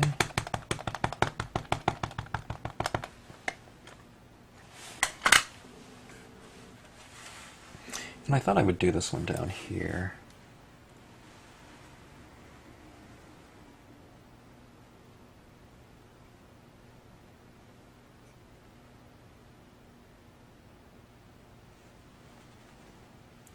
I thought I'd do it under the eagle. I thought about doing it over the galaxy too, but I thought it'd be okay. And I thought about using more than one quote in here because the composition certainly could handle it. All right, music in the soul can be heard by the universe. Lao Tzu. So certainly, you know, fitting for this one. Amongst others, I mean, I could still do more than one, you know. Have one up here, have this kind of this transitioning type of a thing. It might tend to get a little bit busy in terms of visual context. So we'll just keep it at that for right now. I might decide to do that later, but I don't know. Those quotes look pretty good on here. I wasn't really planning on that, but I don't know. There is something to those at times that makes a composition seem a little bit more full, being that we're kind of basing these around kind of just background skies. I think it afforded me the opportunity, because often in skies you don't have a lot of dark shapes, you know, everywhere, like in a land composition where you have trees and everything like that. You know, there was still plenty of opportunity to plop a word stamp in there against the background. I don't know, could be in here too, but we'll leave this one just as is, I think. And we will wait for these to dry and go in and to add in some finishing touches on them.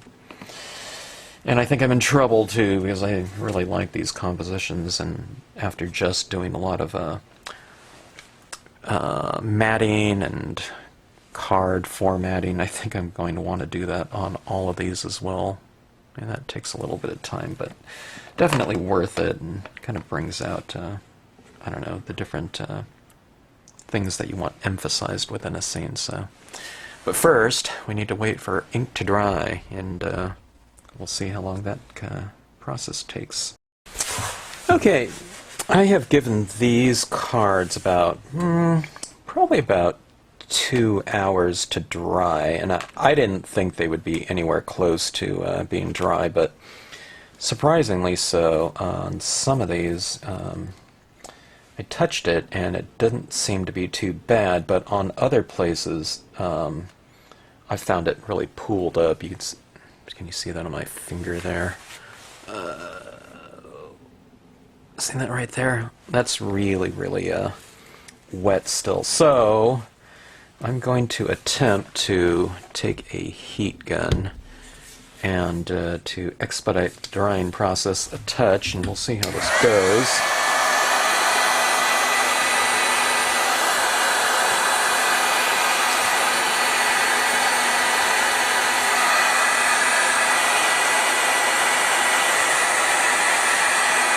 I usually don't do this. In fact, I think this is the first time I've ever heat set or tried to heat set some inks, but I'm kind of anxious to get into it.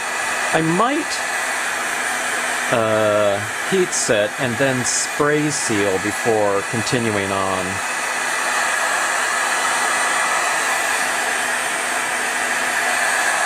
I think I did spray seal one time. You can see my cards are starting to buckle, but all you do is do a counter bend and it should be fine. You know, they'll be flat again.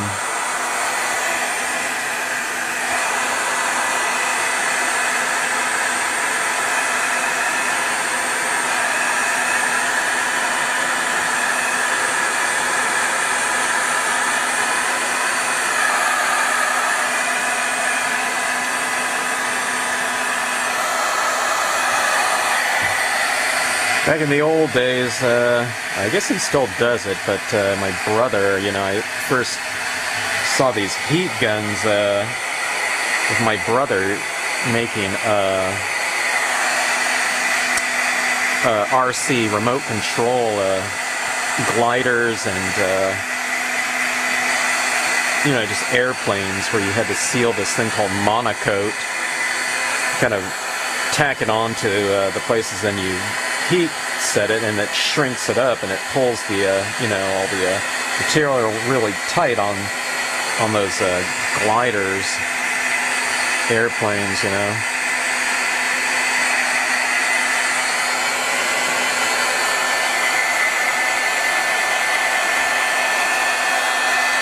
I can kind of hold this up, I think, and see the areas where it's a little bit wet, I think. That pigment ink kind of leaves a little bit of a residue, so I wouldn't feel comfortable if I had to add extra tone over the top of it, because I think it would be a little bit chalky. And I think it would smear.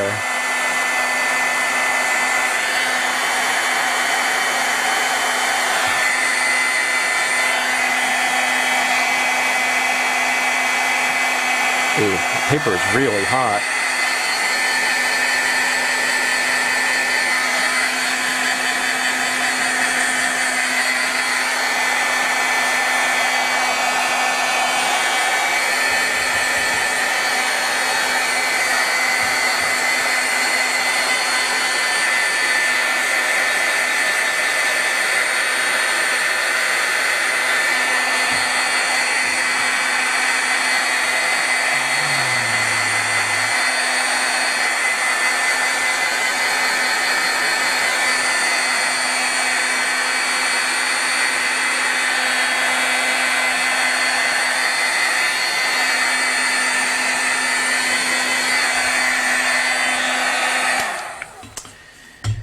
Okay, I think I need to do a little bit more, but I think I will do that off screen here and then resume. Yeah, it's really still wet still.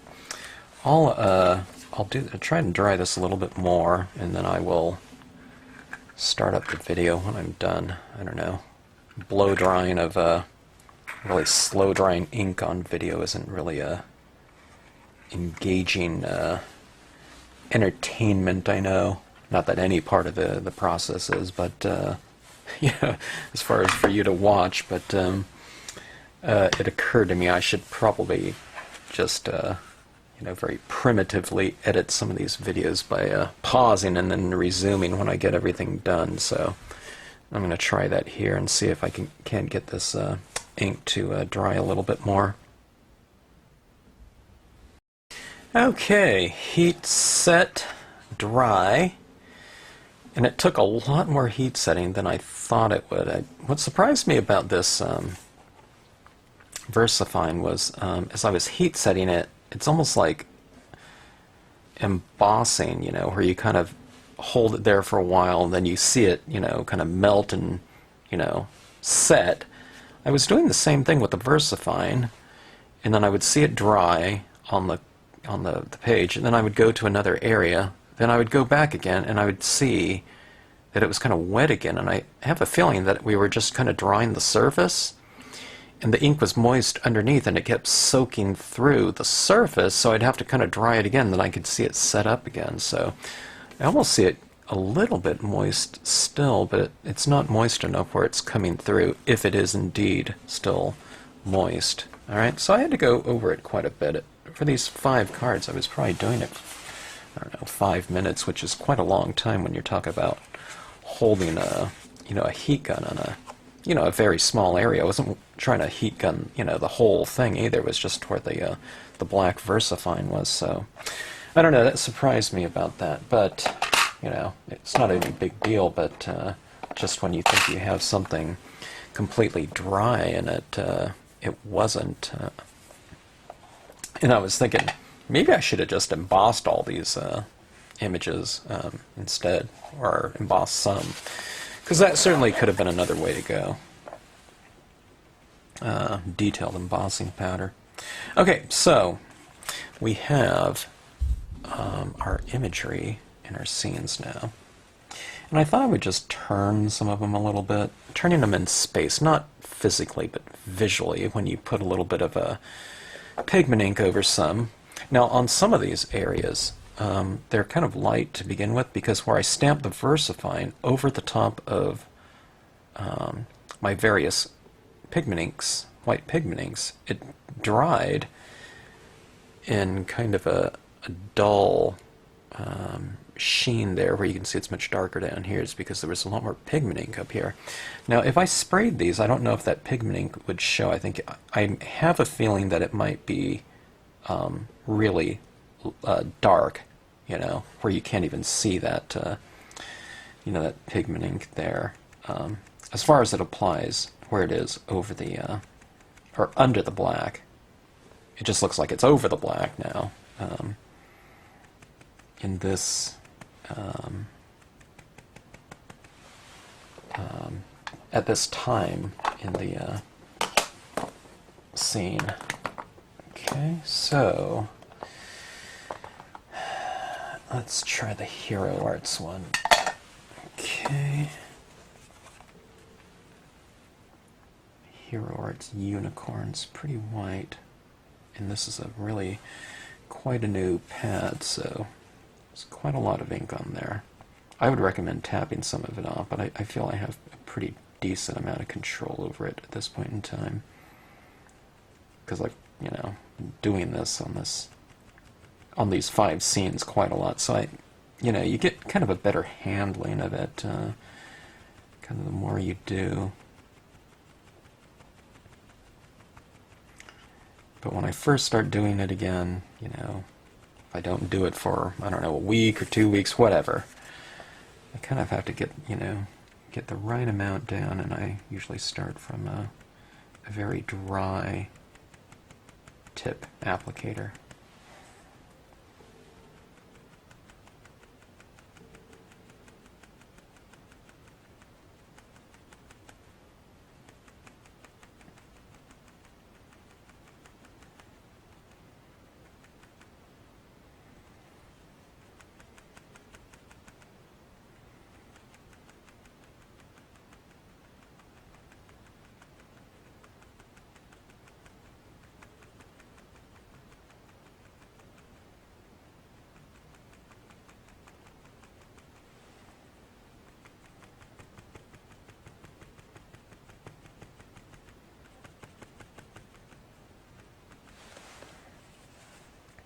kind of adding some down here, kind of where it's lighter in the background, just to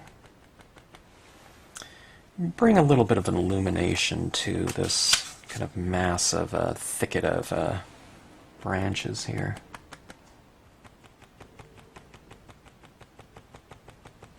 So I'm not quite sure about maybe adding a quote to this one. It might seem kind of neat and kind of within the theme of the others. Not that they're all meant to be displayed together or something like that, but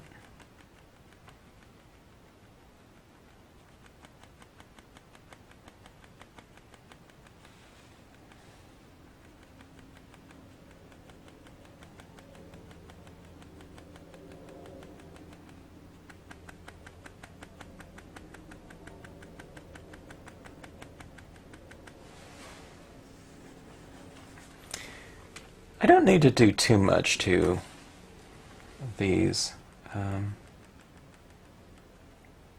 They're largely, already kind of established as far as,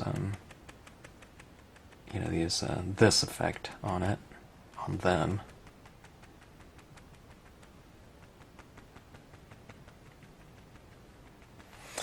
But when you, change or add significant things to a scene, sometimes it's good to go back in and kind of make, do some fine tuning.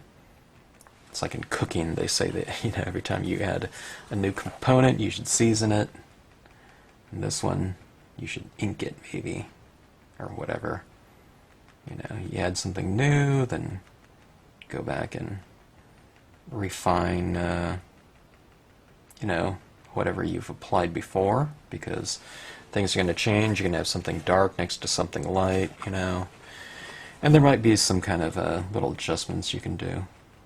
You don't have to kind of know it either. You just kind of start adding a little bit of something, and if it looks good, then add more. You don't have to kind of stare at it and theorize about, potential marks. Just add a tiny little bit of one, and if you like it, then add more. At least that works for me. I don't have to really plan anything out or think about anything too far. Sorry about that.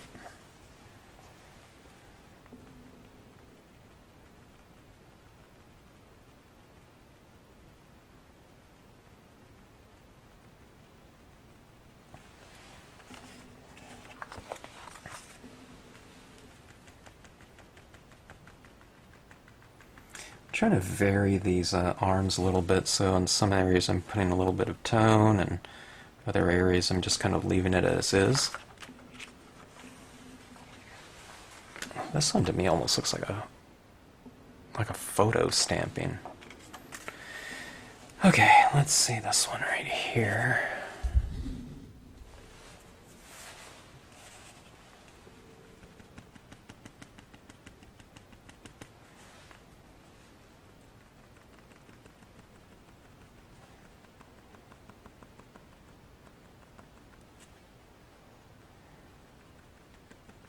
Love that starlight quote. Even though Destiny is a little bit obscured, oh well. I think people can kind of figure it out. Adding some pigment ink in here, and here, where those stars were behind there. Here it'd be okay too, but... Okay.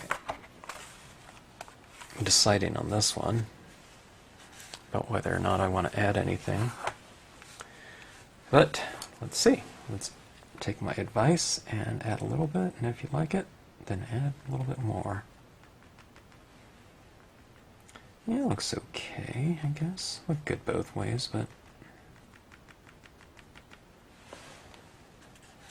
that tree, it makes it a little bit more modeled, maybe, and that might be good for the quote, that moonlight is sculpture. If you kind of model, an object slightly, putting a little bit of pigment ink on it kind of gives it a little bit of dimension. Because you're saying that it's not flat, you know, that light can be hitting it in different areas of the object in different ways. So, it turns it from a two-dimensional object to more of a three-dimensional. Okay, so see that little touch around that tree? I mean, I didn't do too much. Let's try to hit a little bit right here. So that it's a little bit more subtle.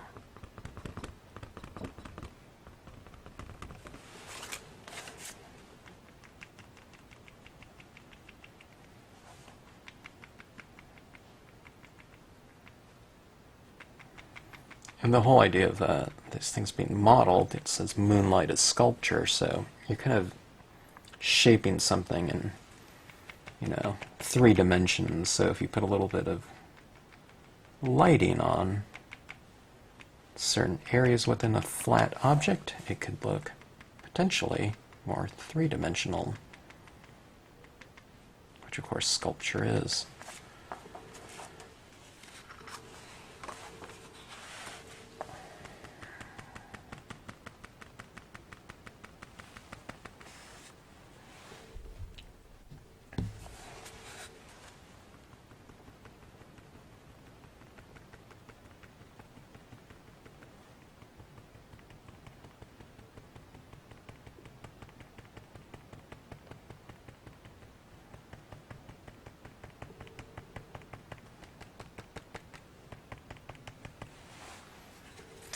Okay.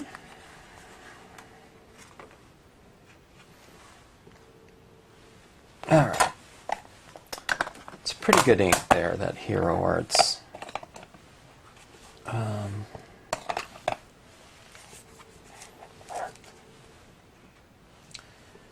little bit more opaque. Okay, so one thing that I've done is I've reconstituted some of the bleed-proof white.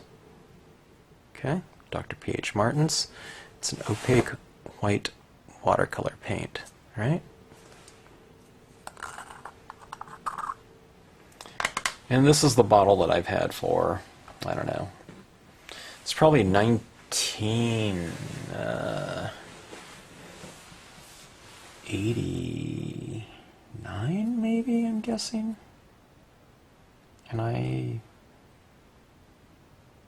haven't even I didn't buy it for rubber stamping, but I'm just saying that this paint really can go quite a long way.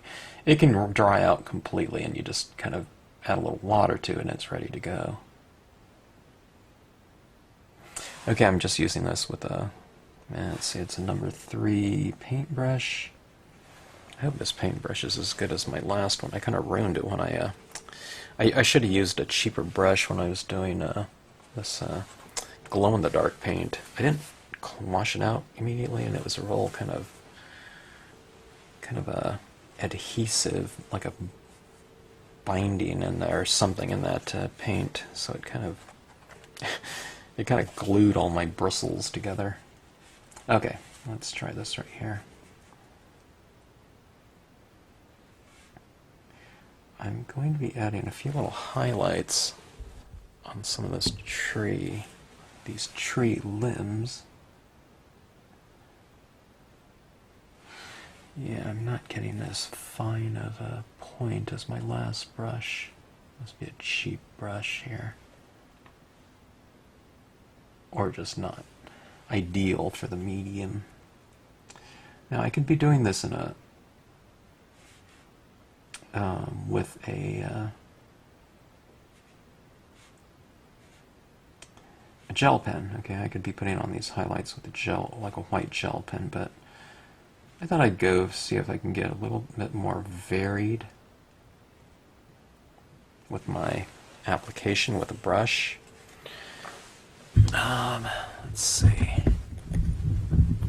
Try to zoom in here a little bit, or a lot. Okay. Alright, but you can see on some of these branches where I'm putting that line This dries on the brush really fast too. I'm talking about the paint.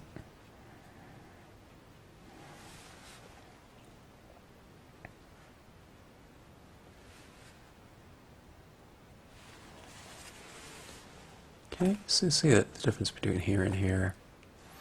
One's quite a bit more dimensional. Okay, now where I've put these leaves, I could have this branch coming out from behind the leaves or in front of them. Depends on how I do the highlighting. Tell you what, let's put some of these leaves in front of this branch and some of them behind. So what we do is we can take the certain leaves and I can highlight the top of them like so. Okay.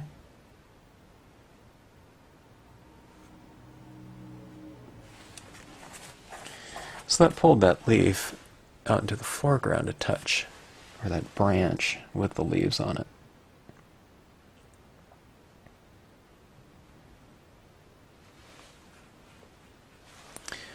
Okay, and so I'm putting these highlights on the top side of the branches, okay?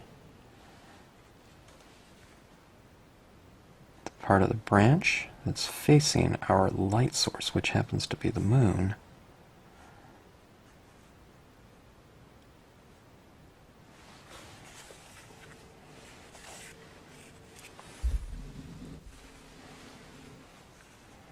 Okay, now some of these leaves I'll put behind a branch, okay, so that means that I will highlight this branch in front of the other leaves. And it doesn't really matter which one you do, you just kind of make a choice and just kind of go with it. Okay, so see that branch is kind of highlighted. Okay, looks kind of weird. So what you do is you kind of have to highlight the other objects in there in a similar fashion to bring, for it to make sense, okay? So down here, these things are highlighted.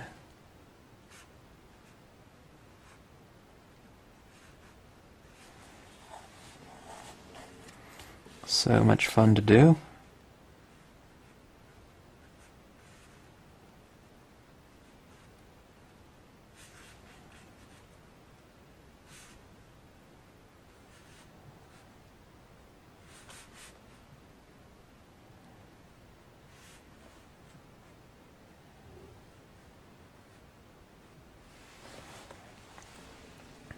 It's a little bit more varied, huh?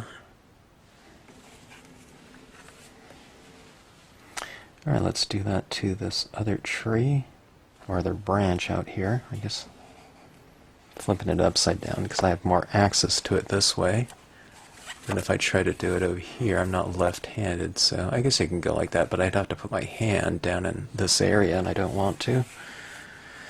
Now this ink here, this paint, I'm sorry, dries really fast. So it's almost kind of drying on my brush as we speak.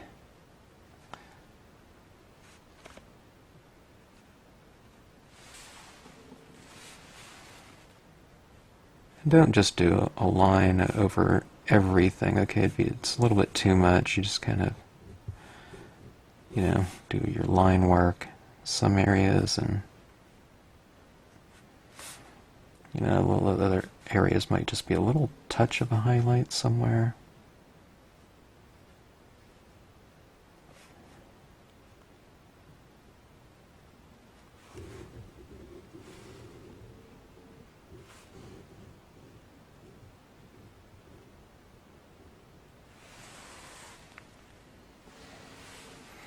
By introducing these highlights too, it kind of speaks to how bright you're saying the moonlight is, okay? The highlights are going to be a direct reflection of the amount of light being put out by a moon, right? So if you highlight a leaf over here, foreground leaf, what you're doing is you're saying, okay, that moonlight is you know, this bright or that bright, you know, or this dull, you know, depending on these reflections.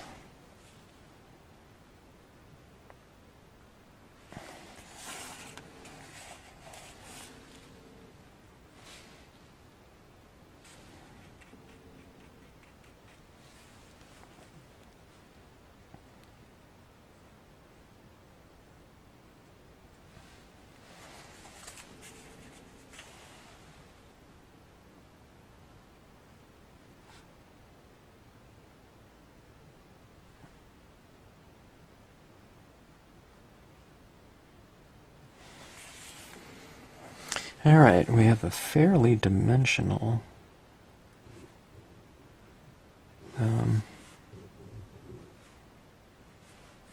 foreground element now, in the form of these leaves and branches and twigs. Okay, that's kind of fun. It does look dimensional, huh? It's a little bit of an optical illusion, I think. Hopefully. I wonder if I can make some of these little highlights on these clouds. I don't know if I want to, but... well, looks pretty good. Sometimes where I couldn't get it as white as I might want, or, I don't know, maybe it would be too much. The paintbrush maybe can provide a little bit of that extra little highlight or something.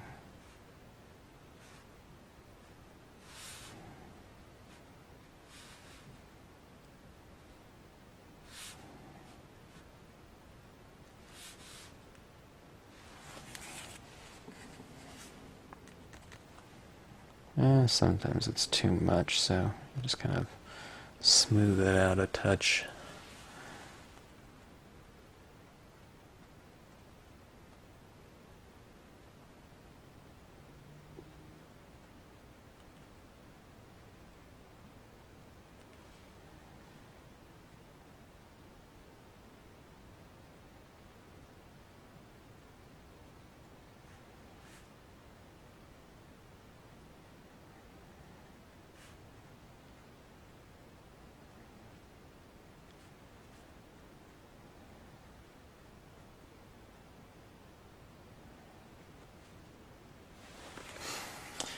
Okay. That is that. I'm not going to do this on all of these, okay, but just some areas where I think it can use just a little bit extra, okay? Just a little bit of an extra texture or kind of highlighting that some extra element. Alright, let's try it right here. Let's lay down a little bit on some of these branches here and see what that looks like. Or if it, I don't know, see if it looks okay.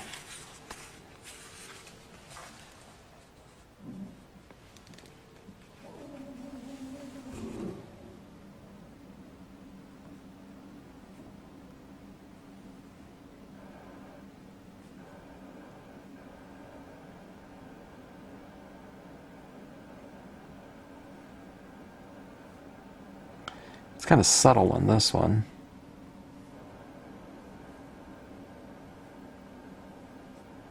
Because the background is fairly light, okay?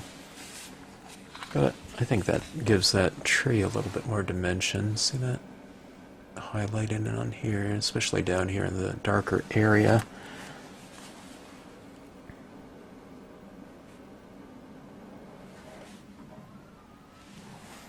Okay, and there's another one of those trees right here. See how dark it is? And I think it looks fine without it, but it gives it a little bit more dimension and character, I think, by putting some little highlights on it. In some ways it kind of brings it to life. in terms of lighting. But in some instances, you don't want that, I guess. You know, you might want kind of a greater separation between the objects in the foreground and maybe some more distant ones. Yeah, so it's kind of creating a little bit more space that way.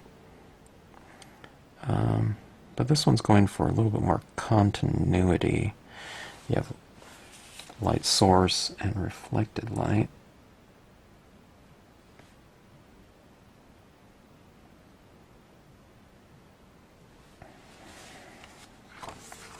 Okay, see those trees right there.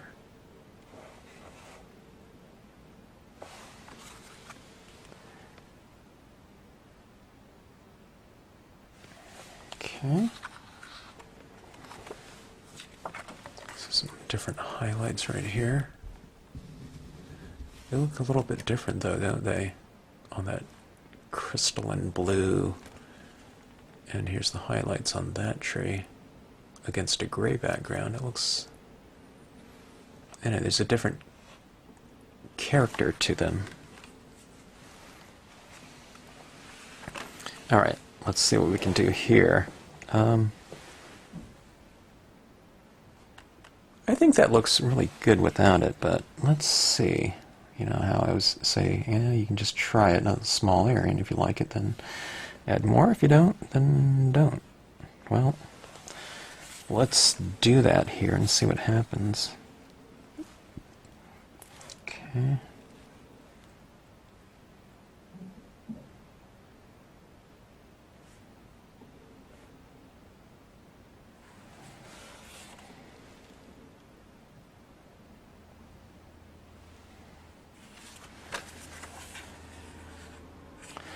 Yeah, it looks okay. I'm being pretty conservative. There's barely any coming off the brush.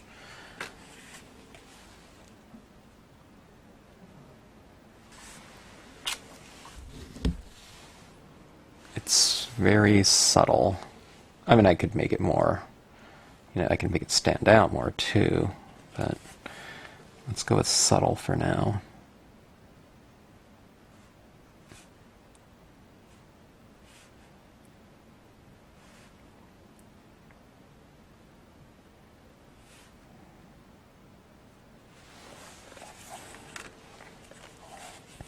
Adding some of those little flowers on there.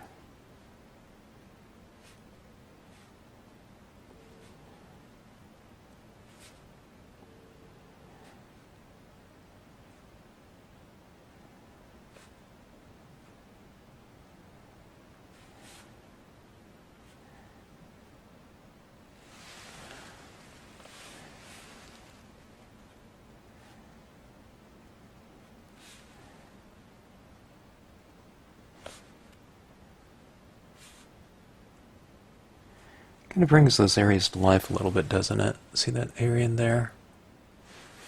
Having those little highlights or flowers, whatever they are.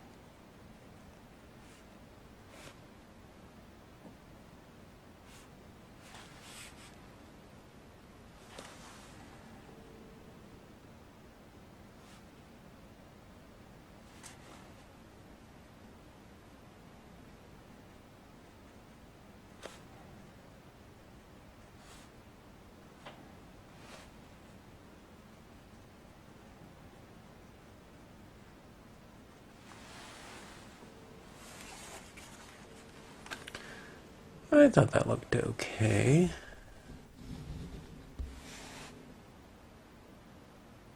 Looks a little bit more dimensional now, that's for sure. But I did think it looked good flat, too.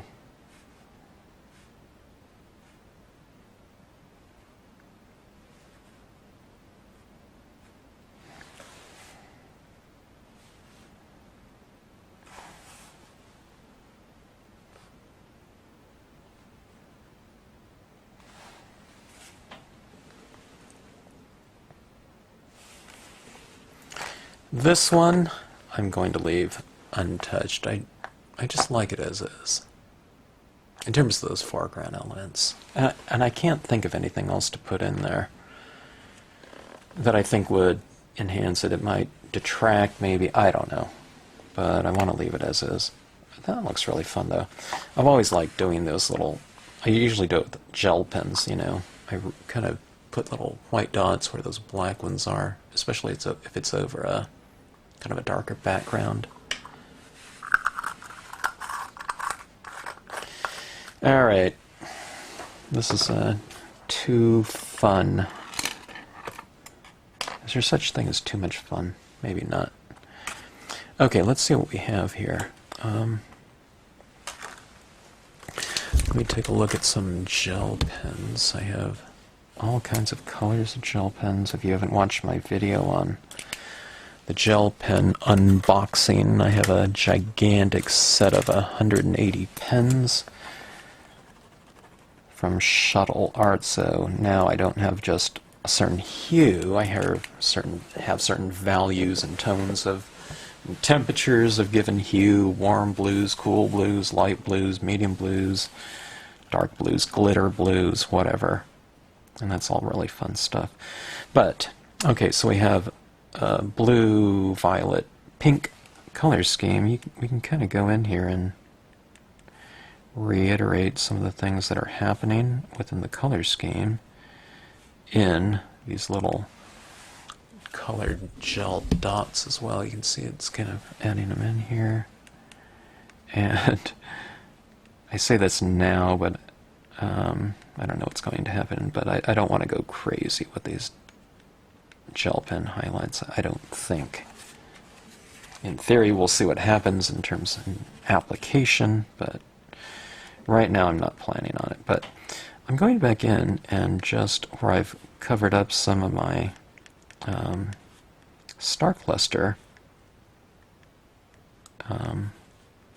textures in order to emphasize other areas of the star cluster, the lit ones, okay? This is just a way to go back in and add some other types of textures, you know, similar textures back into it, but within very specific colors and placement.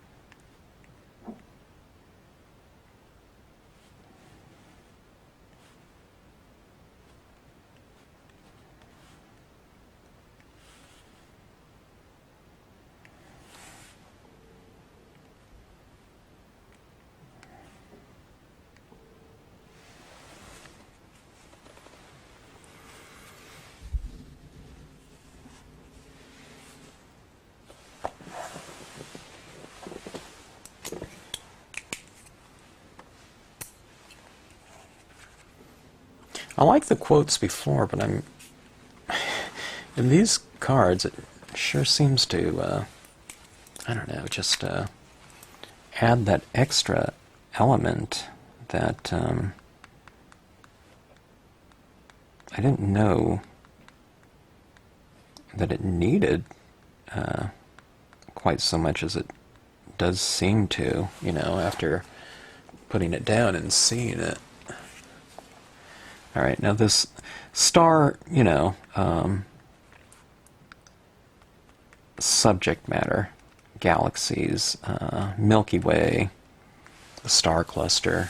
I mean, these are really the ones that are a lot of fun to add these extra embellishments with, you know, because you can lay down these dots down here and you know, they kind of stand out, but they also are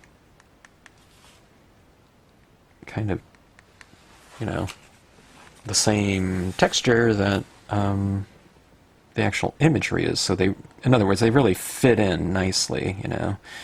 I always want to have an excuse for doing these types of marks because I think they're kind of cool looking details. But sometimes, you know, I have to have, you know, kind of a visual reason for something, but this one, or, you know, on this one too, I mean, it's colored gel pens, so I really get to use a lot of different colors of gel pens, different values of gel pens, different types, you know. I think, you know, you can get away with some glitters, certainly, and metallics on this one, and I have glitters and metallics within, you know, my line of gel pens now with the gigantic set that I bought. Ooh, this one's really dark. Too dark, it's darker than the background, so I won't add too much to this one. It's really, it's like a magenta.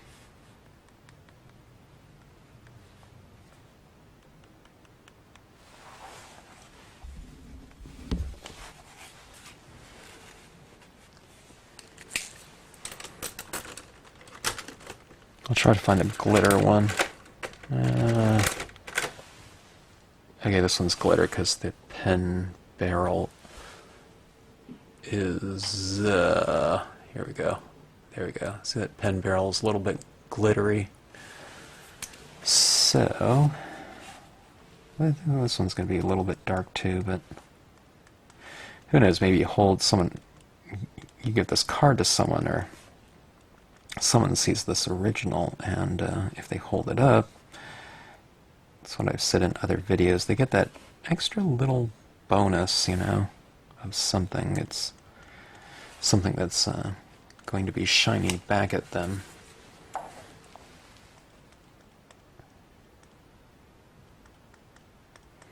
All those little tiny details that can add up, you know. Visually they might not stand out at first, but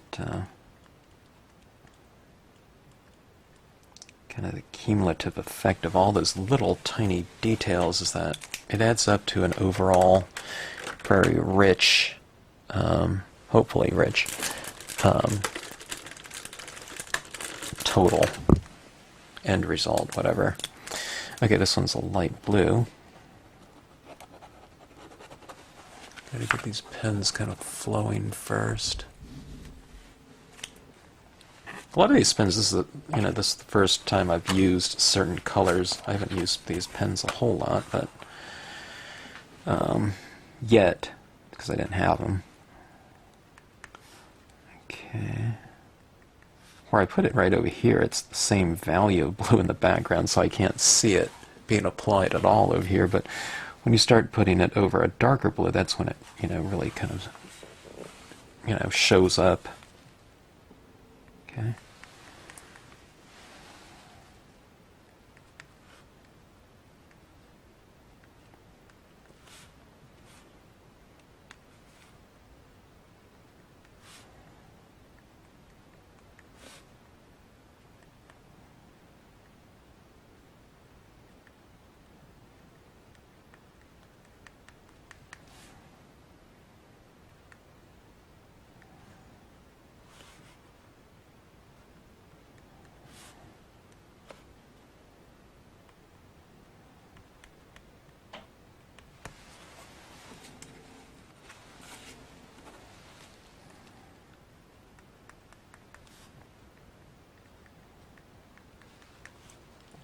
You can kind of layer your little highlights. Don't be afraid to overlap them, especially in a setting like this. Star cluster. I mean, there's supposed to be, thousands of stars, whatever. the galaxy.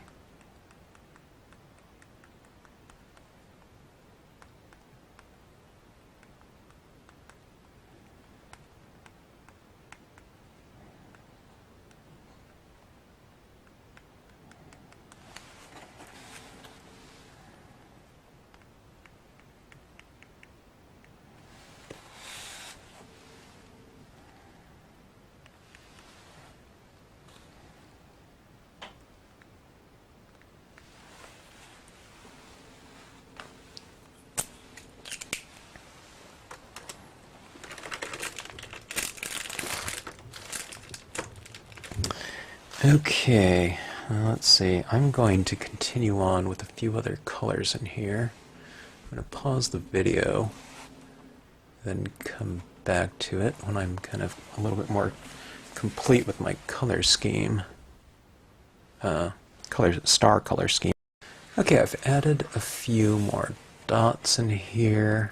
See that little orange one too? It's kind of a fluorescent-y orange that I've added in here. And I have plans for those ones. I think I'm going to make them look like they're kind of glowing. I don't know what they would be, red giants or something like that. In terms of, what is it? Astronomy terms. Okay, and I put some of that orange in here too, just so I have some little things that kind of stand out a little bit more. When you look at it like that, they don't stand out too much, but you put them like that. But I think those are going to give me kind of a platform to have a couple glowing elements within these compositions that are going to be slightly different than the rest of the area around them, but hopefully it'll integrate just fine, okay? Alright, now I used color there on these, and let's switch up and move to a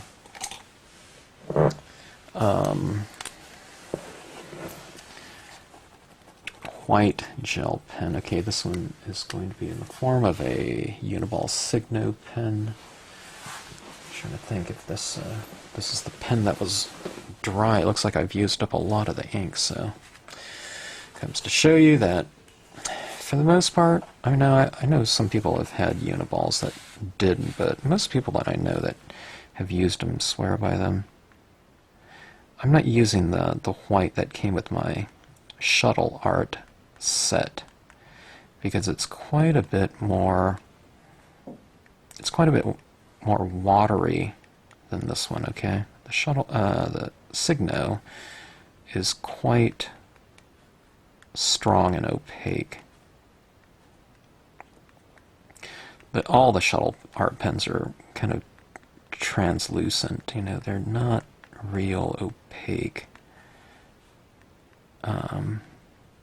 Just because they're a little bit more watery. Now,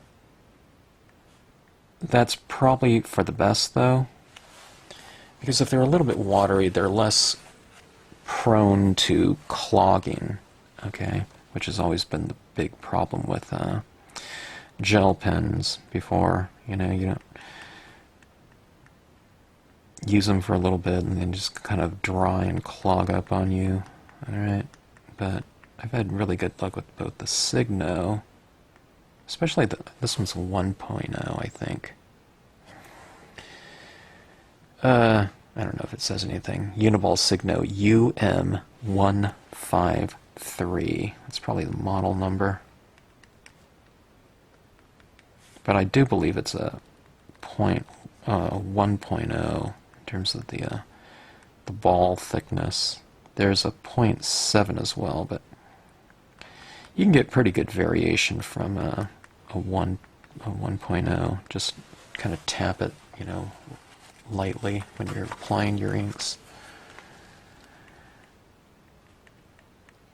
Or drawing your dots, okay?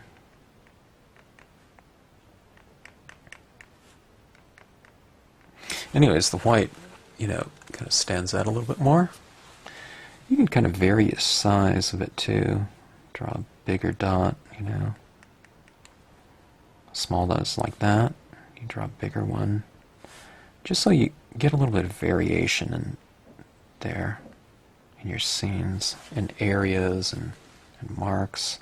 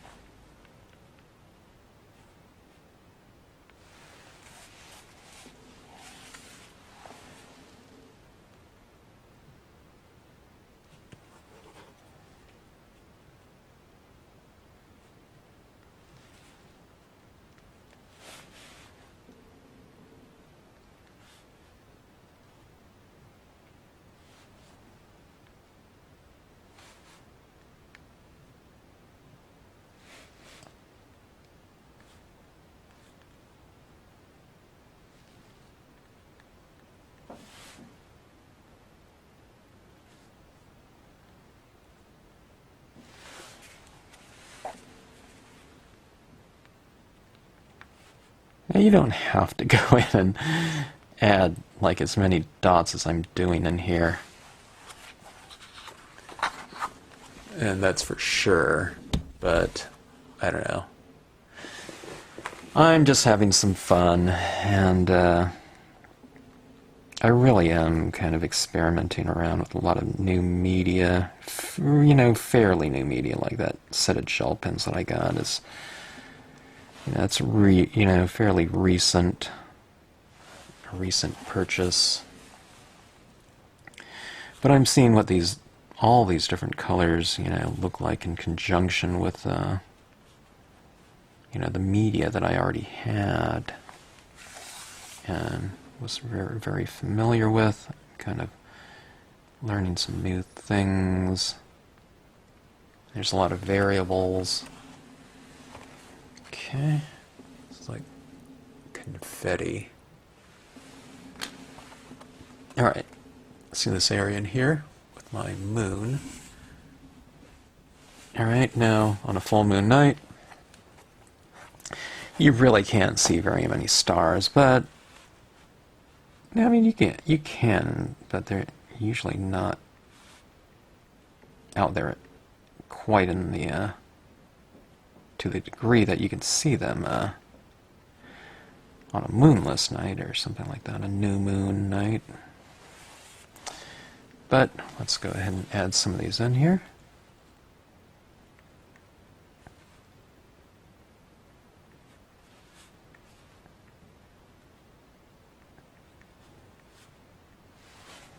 And again, you can kind of vary the dot size a little bit. If you want a bigger one, smaller one. Here's my one little thing. If you start to get into scenes and you want to get into like some really fun, detailed types of things, then when you have a nighttime sky, and if you're sending a card to someone, like for their birthday or something like that, you can kind of look up what the constellation looks like for them, and then you can do that little constellation up in your sky.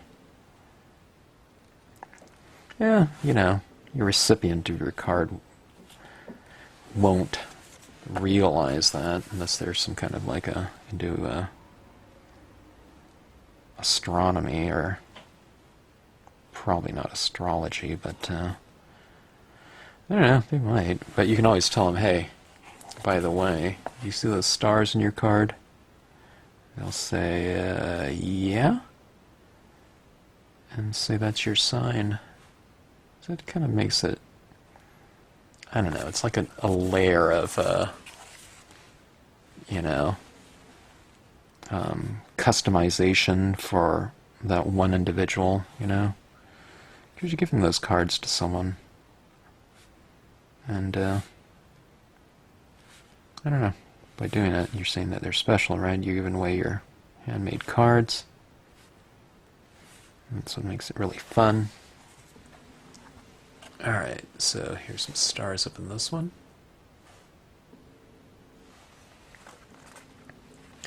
Okay, moving on, right in here. That is a really fun composition there. Okay.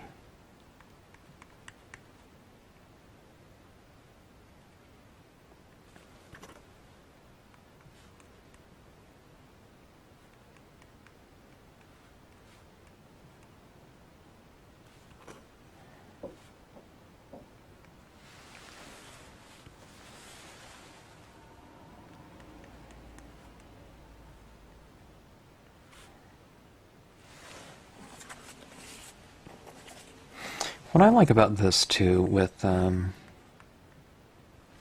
little touches like on the branches, or those little flowers like that, when you do things like these little dots in the sky, and then you have them as kind of flowers or something, you know, a dot that represents flowers or something like that.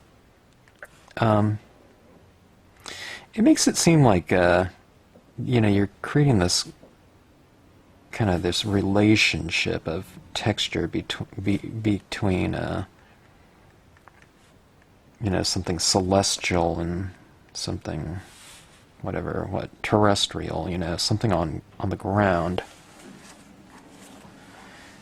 And it's almost like they're related, you know. You get kind of stars, you know, that star texture kind of coming down to Earth, and here it is, you know, these stars are on the, you know, the branches in the form of whatever. And, you know, they're really not stars, but they're little sparkly things. But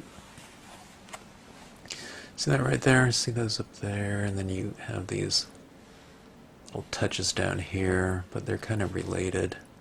I mean, to me, that's really fun. Creating that type of relationship. It kind of makes the area kind of sparkle a little bit. Or a lot, you know, than not having any of it.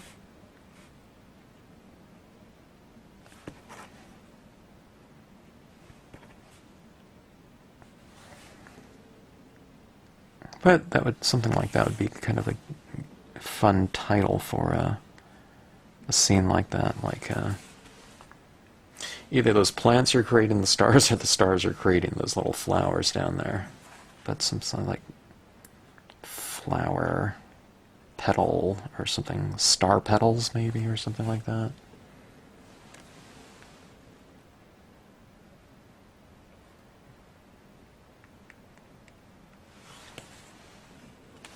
Dream petals. How about that? Kind of follows in line with that quote there, but alright. How's that look? Alright, so we have different scenes here, different cards. I think I'm going to spray seal them now. One thing I found out was that that Shuttle art pen set of gel pens,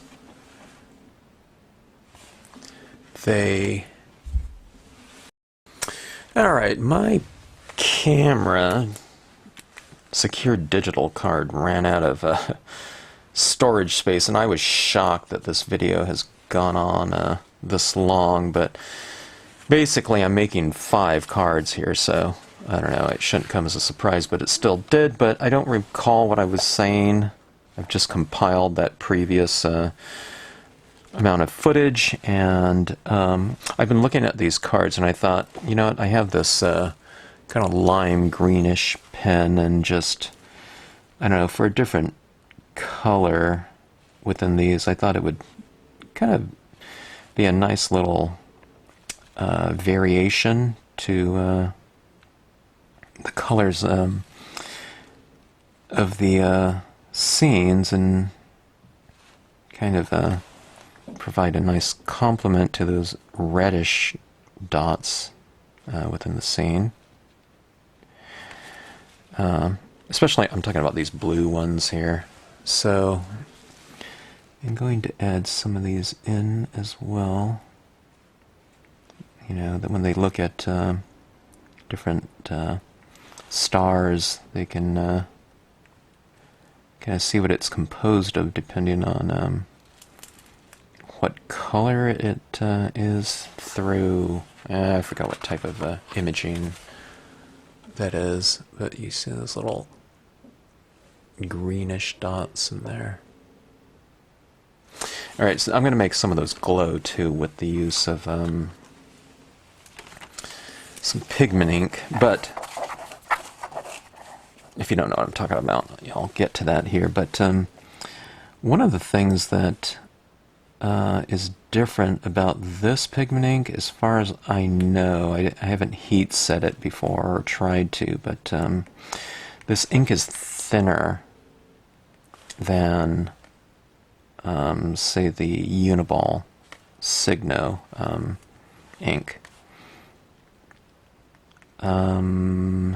So if I kind of put a little dab of pigment ink over it, or I'm sorry, it's different than the Uniball Signo gel ink if I said pigment ink. But if I put some pigment ink over the this gel, it takes it right off. So this Shuttle art, and I'm guessing all of the other kind of cheaper brands of gel pens, you know, those huge multi-packs, I'm guessing they're all going to be of a similar type of quality or substance, you know. They're really good for what they do, okay? How I'm using it is a little bit different if I am putting some pigment ink over the top of it. It dries to like a kind of a chalky finish, and it's really prone to being removed if you try to take some, you know, pigment ink and dab some of it over the top of it. It removes those gel pen marks.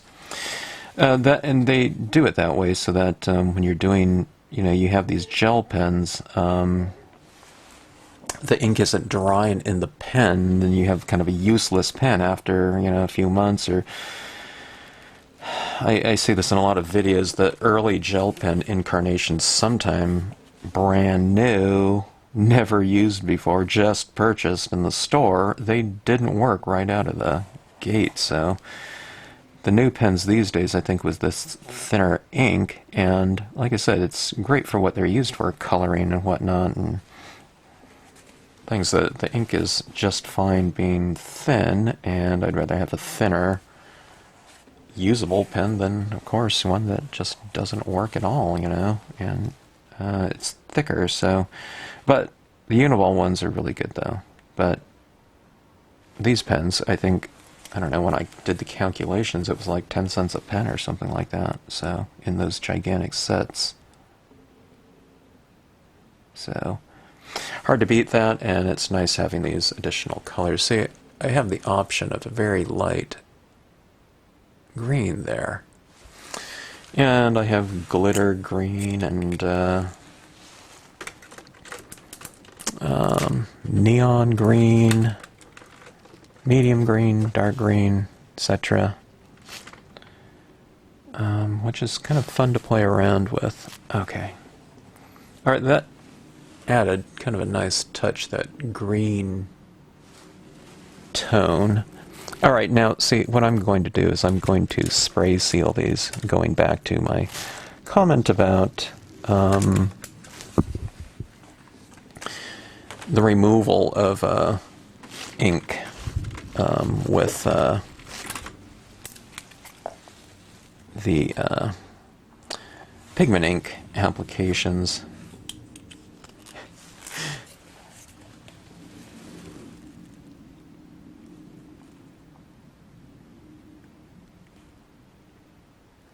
Sorry about my bumbling delivery here.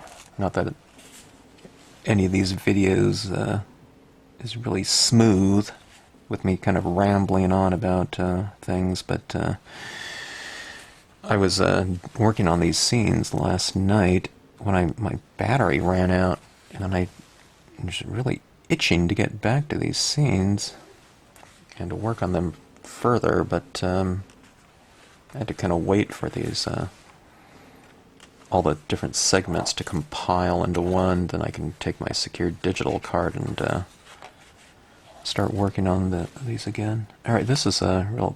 Oh, this is a multicolor. I was looking at this pink, but what's coming out of this multicolor one right now is kind of a brighter pink here.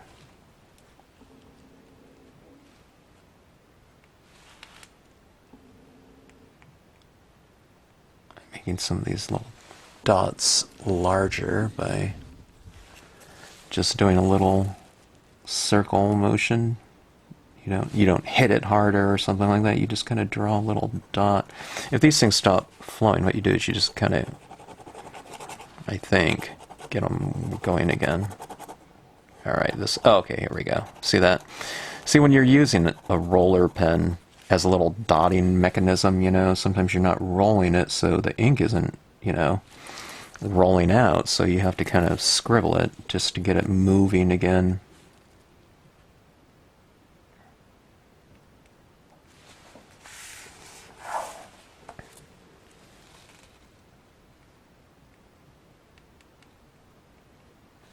All right, that looks pretty good, I think.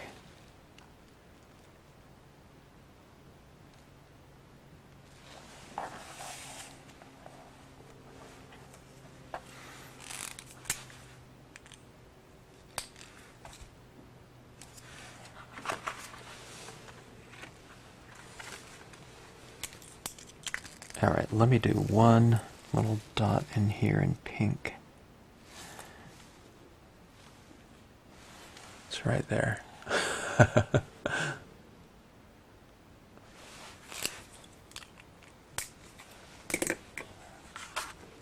I still think I'm going to leave well enough alone with this one.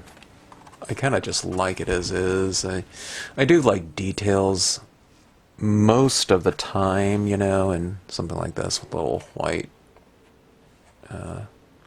gel pen, or in this case the Dr. Martin's bleed proof white. But I don't know, this one I really like that background just as is. I'm trying to think if I can use something more on this. I could put a little bit of tiny highlights up there. Maybe I'll do that. I'll just work in a white gel. I'll put a few little highlights on some of these clouds on the bottom surface, kind of facing my light source, which is this kind of moon in here. Silver lined clouds, right?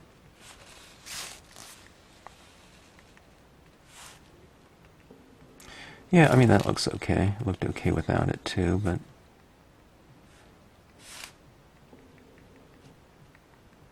kind of putting this white on the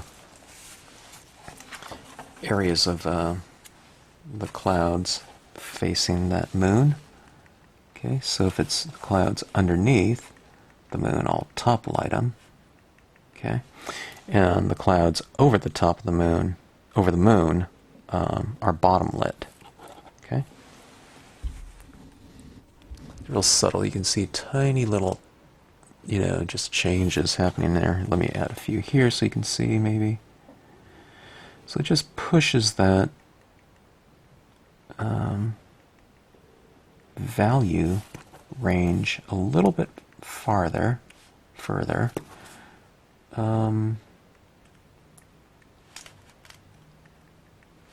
With the use of white. Okay, so the white, it's light in there, but it's not white. So if you put a little touch of it, you're pushing it all the way to white in terms of your range of values. So, which can be, fun, and while it's subtle, it still stands out quite a bit, I would say. Okay, here's this tree.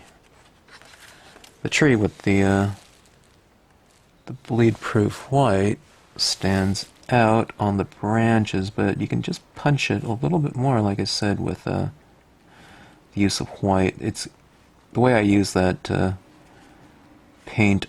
In this case, it was kind of grayish.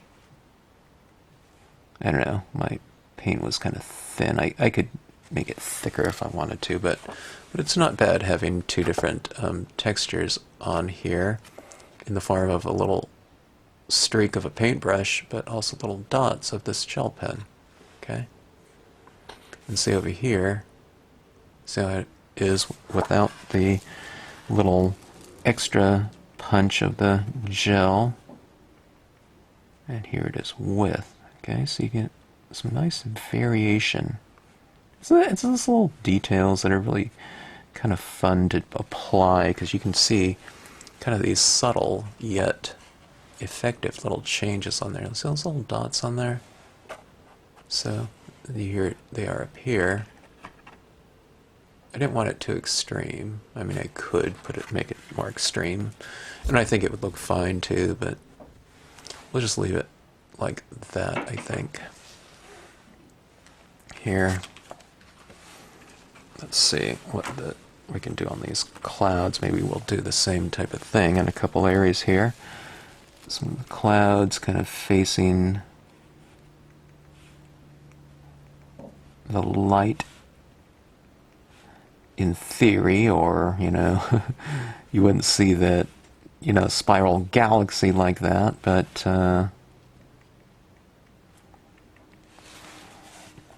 and that wouldn't be casting so much light, but we do have these clouds around it. It's more of a kind of a fantasy type of scene here, or sky. But it still represents the light source, so why not, you know, just kind of push that light source a little bit further with the use of some highlights and illumination of the clouds surrounding that source. So you can do this if it was a moon, you know, or anything. Could be a lighthouse in there instead.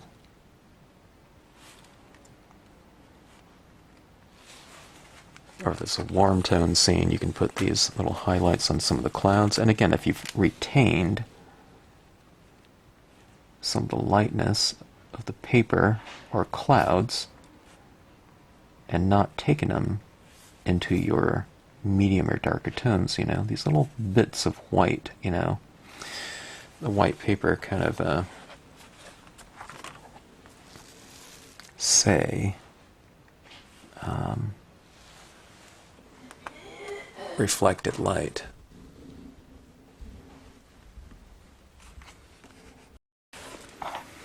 Okay, a couple more little highlights here. I want to go for a little bit more variation in here with some larger stars in my galaxies and space, whatever. I'm really looking forward to spray sealing these. I'll videotape that and make it into a separate video, but I think on this one here we'll see some fairly effective and extreme you know, depth changes. I'm worried about the contrast, like on this one with the quote, you know, but we're looking for those real kind of jeweled tones, you know, that come from a spray sealed, you know, heavily layered surface. Okay.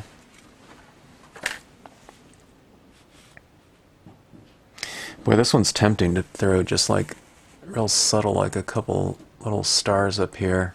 Gosh. Maybe I'll do that. Let me take a look and see what it would look like here. Let's go. All right. let's go with a really small one. Kind of like the first star of the night, maybe, type of thing, you know?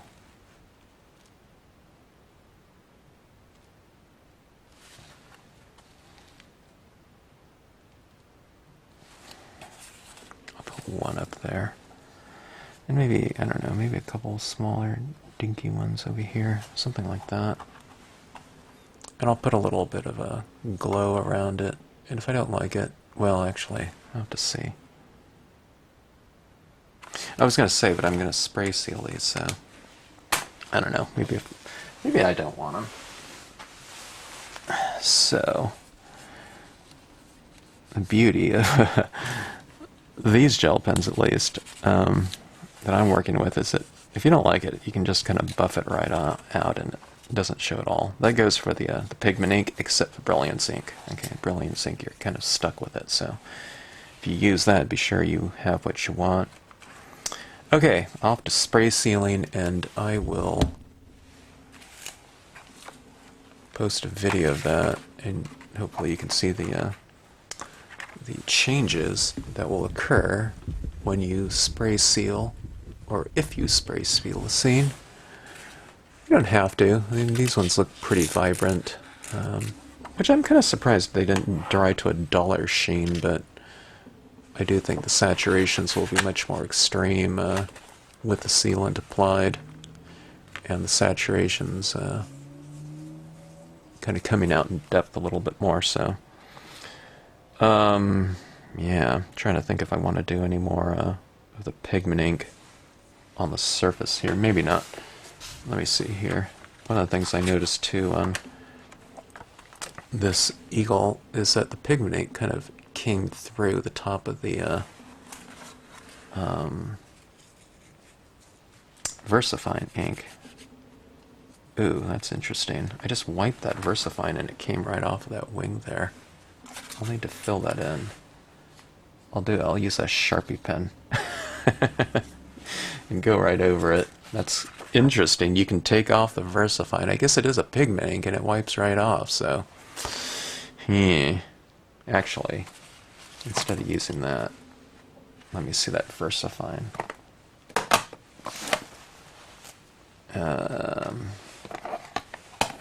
Here we have it right here. Alright, I haven't done this before, but let's see, I need to clean off my brush with the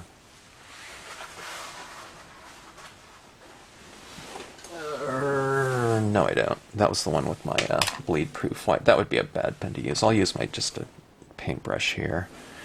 Let me see if I can get some of this pigment ink on a paintbrush and paint it into my scene, or on my eagle. Okay, I have a lot of ink on that, and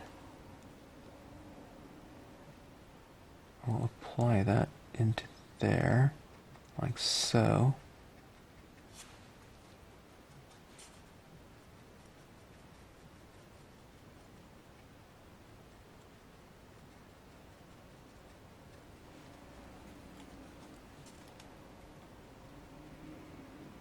There we go. Rubber stamp, Scenic Repairs 101. Interesting.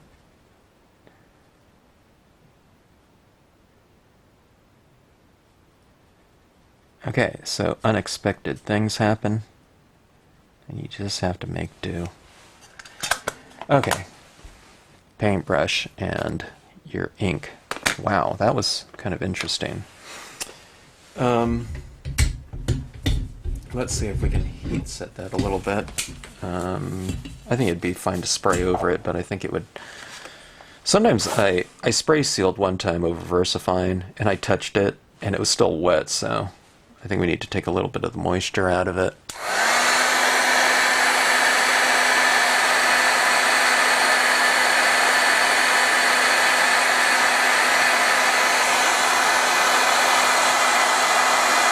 I haven't used a heat gun in a long time, and when I was drying some of the VersaFine yesterday, last night, I was getting a little impatient, so I started holding the heat gun on an area too long. Some of my cards started smoking a couple times, so it's like burning my surface.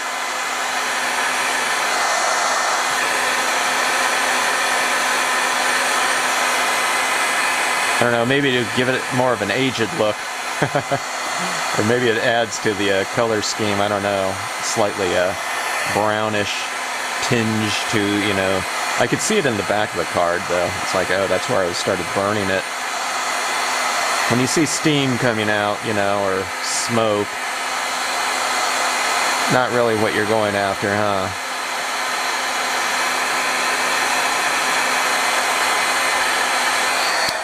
Okay, that looks okay.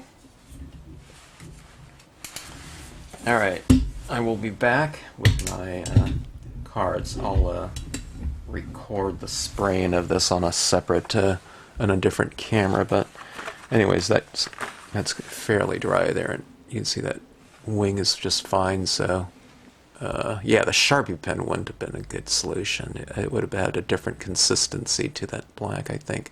I don't know, maybe after I spray sealed it, it wouldn't have been. I think if I used a Sharpie too, it'd start removing some of that pigment ink too. Yeah, it would have dug into it, I think, because it's kind of like a, as you can see, it's more like a powdered surface, you know, in ink form laid on top of it because it's pigment ink, so. Alright, so pigment ink over pigment ink worked. Okay, so off to spray sealing. And for the spray sealing, the thing that I'll use is Krylon UV resistant clear acrylic coating. Alright, non-yellowing permanent coating, moisture resistant, dries in minutes, so we'll see how this goes, and we'll see if my saturations become much more extreme. Okay, we'll take a look at this one here, and we'll see what happens to things like the pigment ink applications, the really faint ones in here. One thing about the spray sealing, if you spray it and you lose a lot of those kind of subtle little applications of pigment ink, like the white pigment ink, we can go back over the clear, I think. You know, usually you can. I also have a spray fixative, a workable fixative, where it's it doesn't have a glossy coating, and you can kind of go back into it more. But I'm just going to use the UV, and I'll use it in a fairly light touch, except for in the really darkest of areas. In the darkest of areas, I usually wouldn't have too much pigment ink applied, because there wouldn't be kind of that lighting in the darkest areas, which is what that little frosty little touches with pigment ink represent. It means light is hitting those areas. Okay. All right, so off to do that. Okay, these are now spray sealed, and I'll tell you a couple of different observations. When I freshly sealed them, I thought the saturations came back even stronger than what they ended up being after it dried, but I'm really not sure. I think so, though. It didn't get quite as dark as I thought it would, but not bad. But especially in these darker areas, that's where, you know, the spray sealant really can be very effective, okay? Like right around in here, where I've laid down a lot of tone. Now I've tried to retain some of those pigment ink touches, you know, where there's a softening of the forms. This one didn't have any of that at all, but you can see the saturations are pretty good around here. As far as the layers of dye-based ink go, this one right here, you can really see the pigment ink on there still. Here's an observation that I saw when I sprayed these over, especially where there was Brilliance ink applied. I could tell exactly where that Brilliance ink was because it turned yellow, you know, and it was very apparent when that happened. But, which I worried about a little bit, but I figured, okay, if it dries kind of yellow, what I'll do is I'll go back with some more Brilliance and apply it over the top of that yellowed area.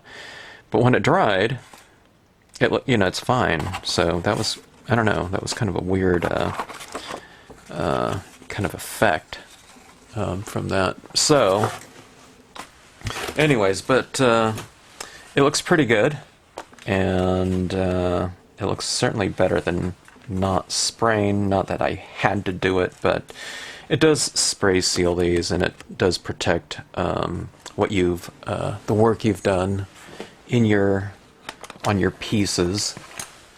And let me go back in here now and add some finishing touches. Now I'm going to try the Brilliance ink again. And I'll just put in a little bit of an additional coating because pigment ink does kind of disappear a little bit when you spray seal, even if you're kind of careful not to completely eradicate it by spraying too much in any given area at any given time. It's going to do that. It's just like if you were spray sealing chalks or pastels, it happens. So, but the good thing about it is now with the Brilliance, you know, I can apply a little bit more, and it's a little bit more permanent, so it won't be sealed in, but it shouldn't wipe off like something else might be more prone to doing, like a different brand. Okay.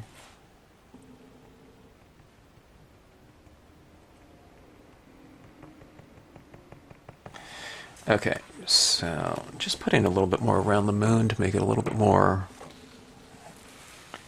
glowing and light. Okay, maybe I'll use even more.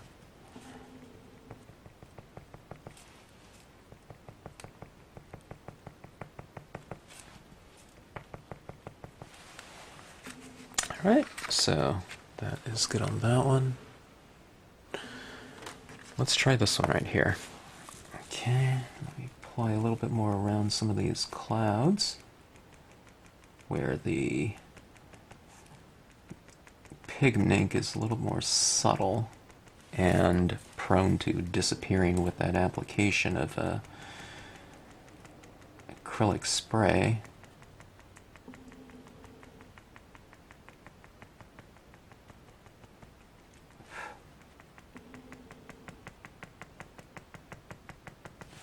Okay, now what I'll do is I will apply some of this pigment ink in a kind of a light touch around a couple of these stars, just to make a couple of the stars a little bit more diffused, but giving the appearance of them kind of glowing a little bit. Okay, like that one right there.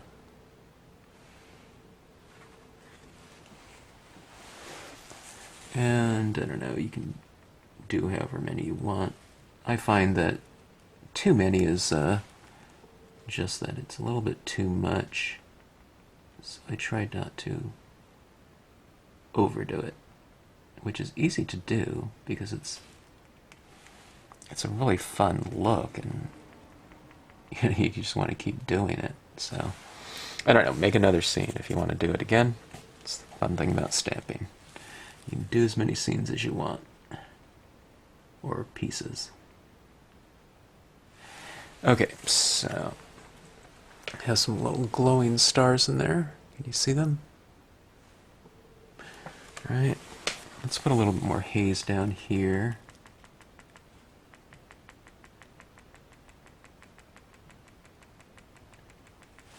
Just trying to go with a very light touch.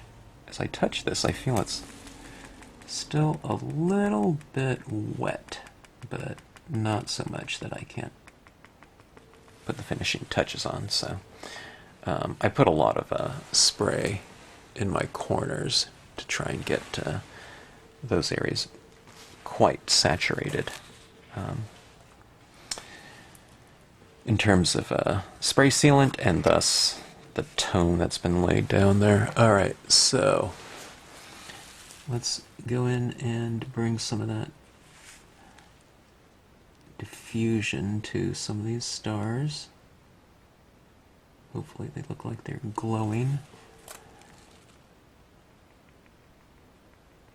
You kind of brings that textural variation by putting some of this on the odd star here and there. In this case we have a lot of stars, so I think we can put it on, apply it to several, and it won't look too extreme. Let's put a little bit more of this pigment in the center to make that center part nice and glowy and showy, okay? You want it nice and light and hopefully kind of spectacular in terms of a celestial body and how spectacular a celestial body should be if we were to see something that close like that.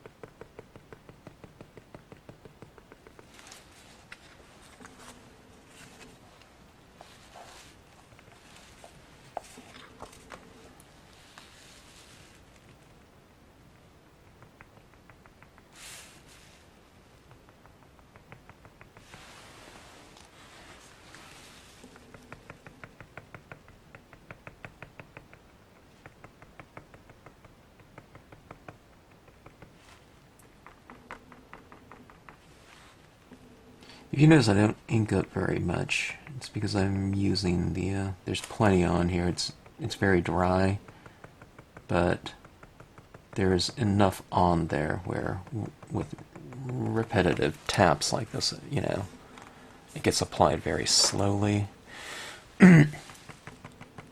And, you know,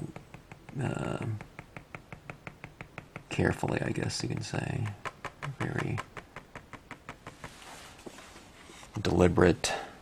Okay.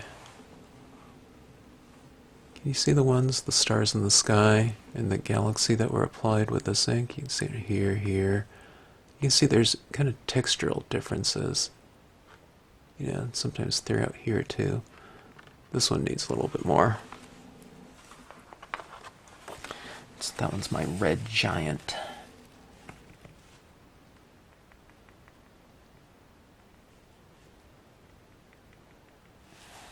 Okay. All right. Here we go.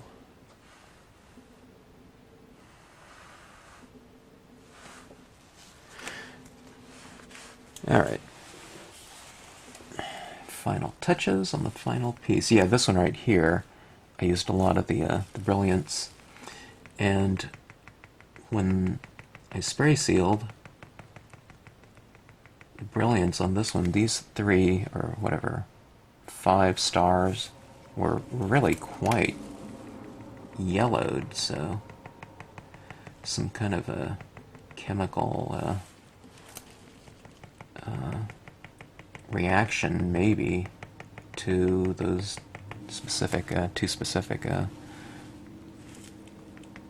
mediums, but it dried fine, so I don't know, that was kind of weird. Okay, I hit the main ones there. Now let's make some of these other stars kind of a little bit glowing and I don't know, kind of sparkly.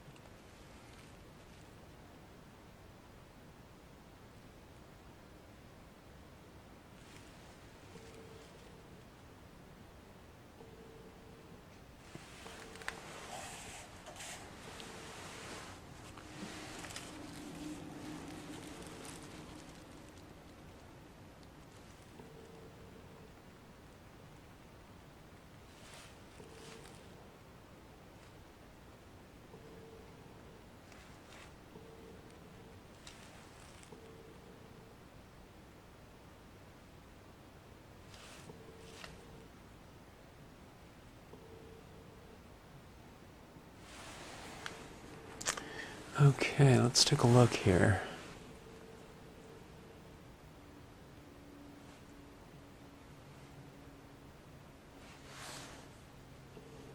I'm looking at this little passage in here, seeing if we can use anything else. I think that looks pretty good, though, as far as creating somewhat of an illusion of a light source. And as we can see in this one, using that star pattern, or star cluster, and the use of a little bit of pigment ink, like this, I think we can kind of, with a few inks, give the illusion of a interior lit piece, where I always think it's kind of fun to make it look as though the light is coming from within a given space, a card, we're talking about just a two-dimensional flat piece, but you want to give it the illusion of a kind of depth. And I think as far as like a two-dimensional piece, the use of the black ink right here against that background sky, fiddling around a little bit with a few gel pens and pigment ink. I mean, this is a pretty simple piece right here, but I think we've created, fairly deep space from a visual standpoint. I think the quote looks pretty good across here. It makes for a nice kind of graphic element to combine text with, the visuals like that. But let's take a look and see what we have here, going back to the beginning where we're trying to create depth within a scene. I think there's some pretty deep space here, especially with that eagle. And even this, it looks like it's floating, in space against this background foundation. Things going on with the sky. If I were to do this again, I think I would stamp that in black, just so it sets it in there more, and I could color the arms with a little bit more freedom without them disappearing or becoming too dark, and thus becoming kind of, something else other than the light source.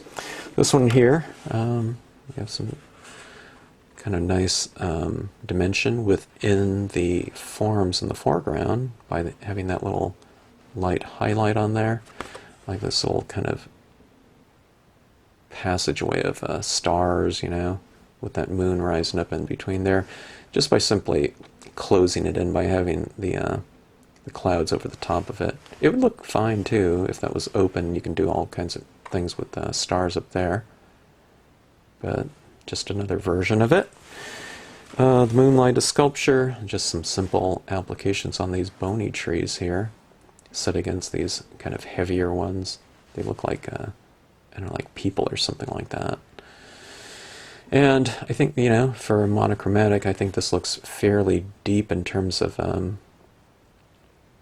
the clouds that we created in here with the use of the cloud space and spooky cloud. A few little streaks of, or maybe a lot of streaks of black and gray inks in here. But I think it's pretty effective as far as kind of creating a mood. It's less, there's a different spirit to this one, I think, than this one right here. There's a different emotional quality to it. But that being said, this one too, everything became very saturated in here, so you can't, it's not as legible. It's legible enough, but, the saturated tones in this one are really quite nice with that spray and bringing that into it. So fun stuff here. What a long video. But I guess I did 5 pieces, to their fullest in this video. I really shouldn't work that extensively when I'm doing multiple scenes like this. It's a really punishing video if any of you have lasted this long. Not that the shorter ones aren't. But anyways, if you watch this and you've sat through this, thanks for bearing with me. But some fun scenes here. I really enjoyed them. And these two are very similar, but I don't know, some different things for me learned on each one of these, so that's always a good thing, you know, that you can kind of keep doing scenes and work on these types of things even in the same media and learn new things all the time. So I learned different things about gel pen combinations and kind of what might look good in a scene like that, you know, as far as colors that you can use. Different things about quotes being applied in different areas, and you know, I've done that before too, but I don't know, I think they look pretty good in this one. Different things about the versifying for sure, in terms of the drawing aspect of it, and my repair work on this one. That wing, thankfully that worked out. Wouldn't want this big old hole in the wing there, but I don't know, just some really fun stuff. I really enjoyed the relative simplicity. I mean, these cards wouldn't have taken, you know, this video wouldn't have taken so long if I wasn't working on all 5 of them, but just fun stuff. So thanks for watching. Hope you enjoyed it. Thanks for tuning into the channel.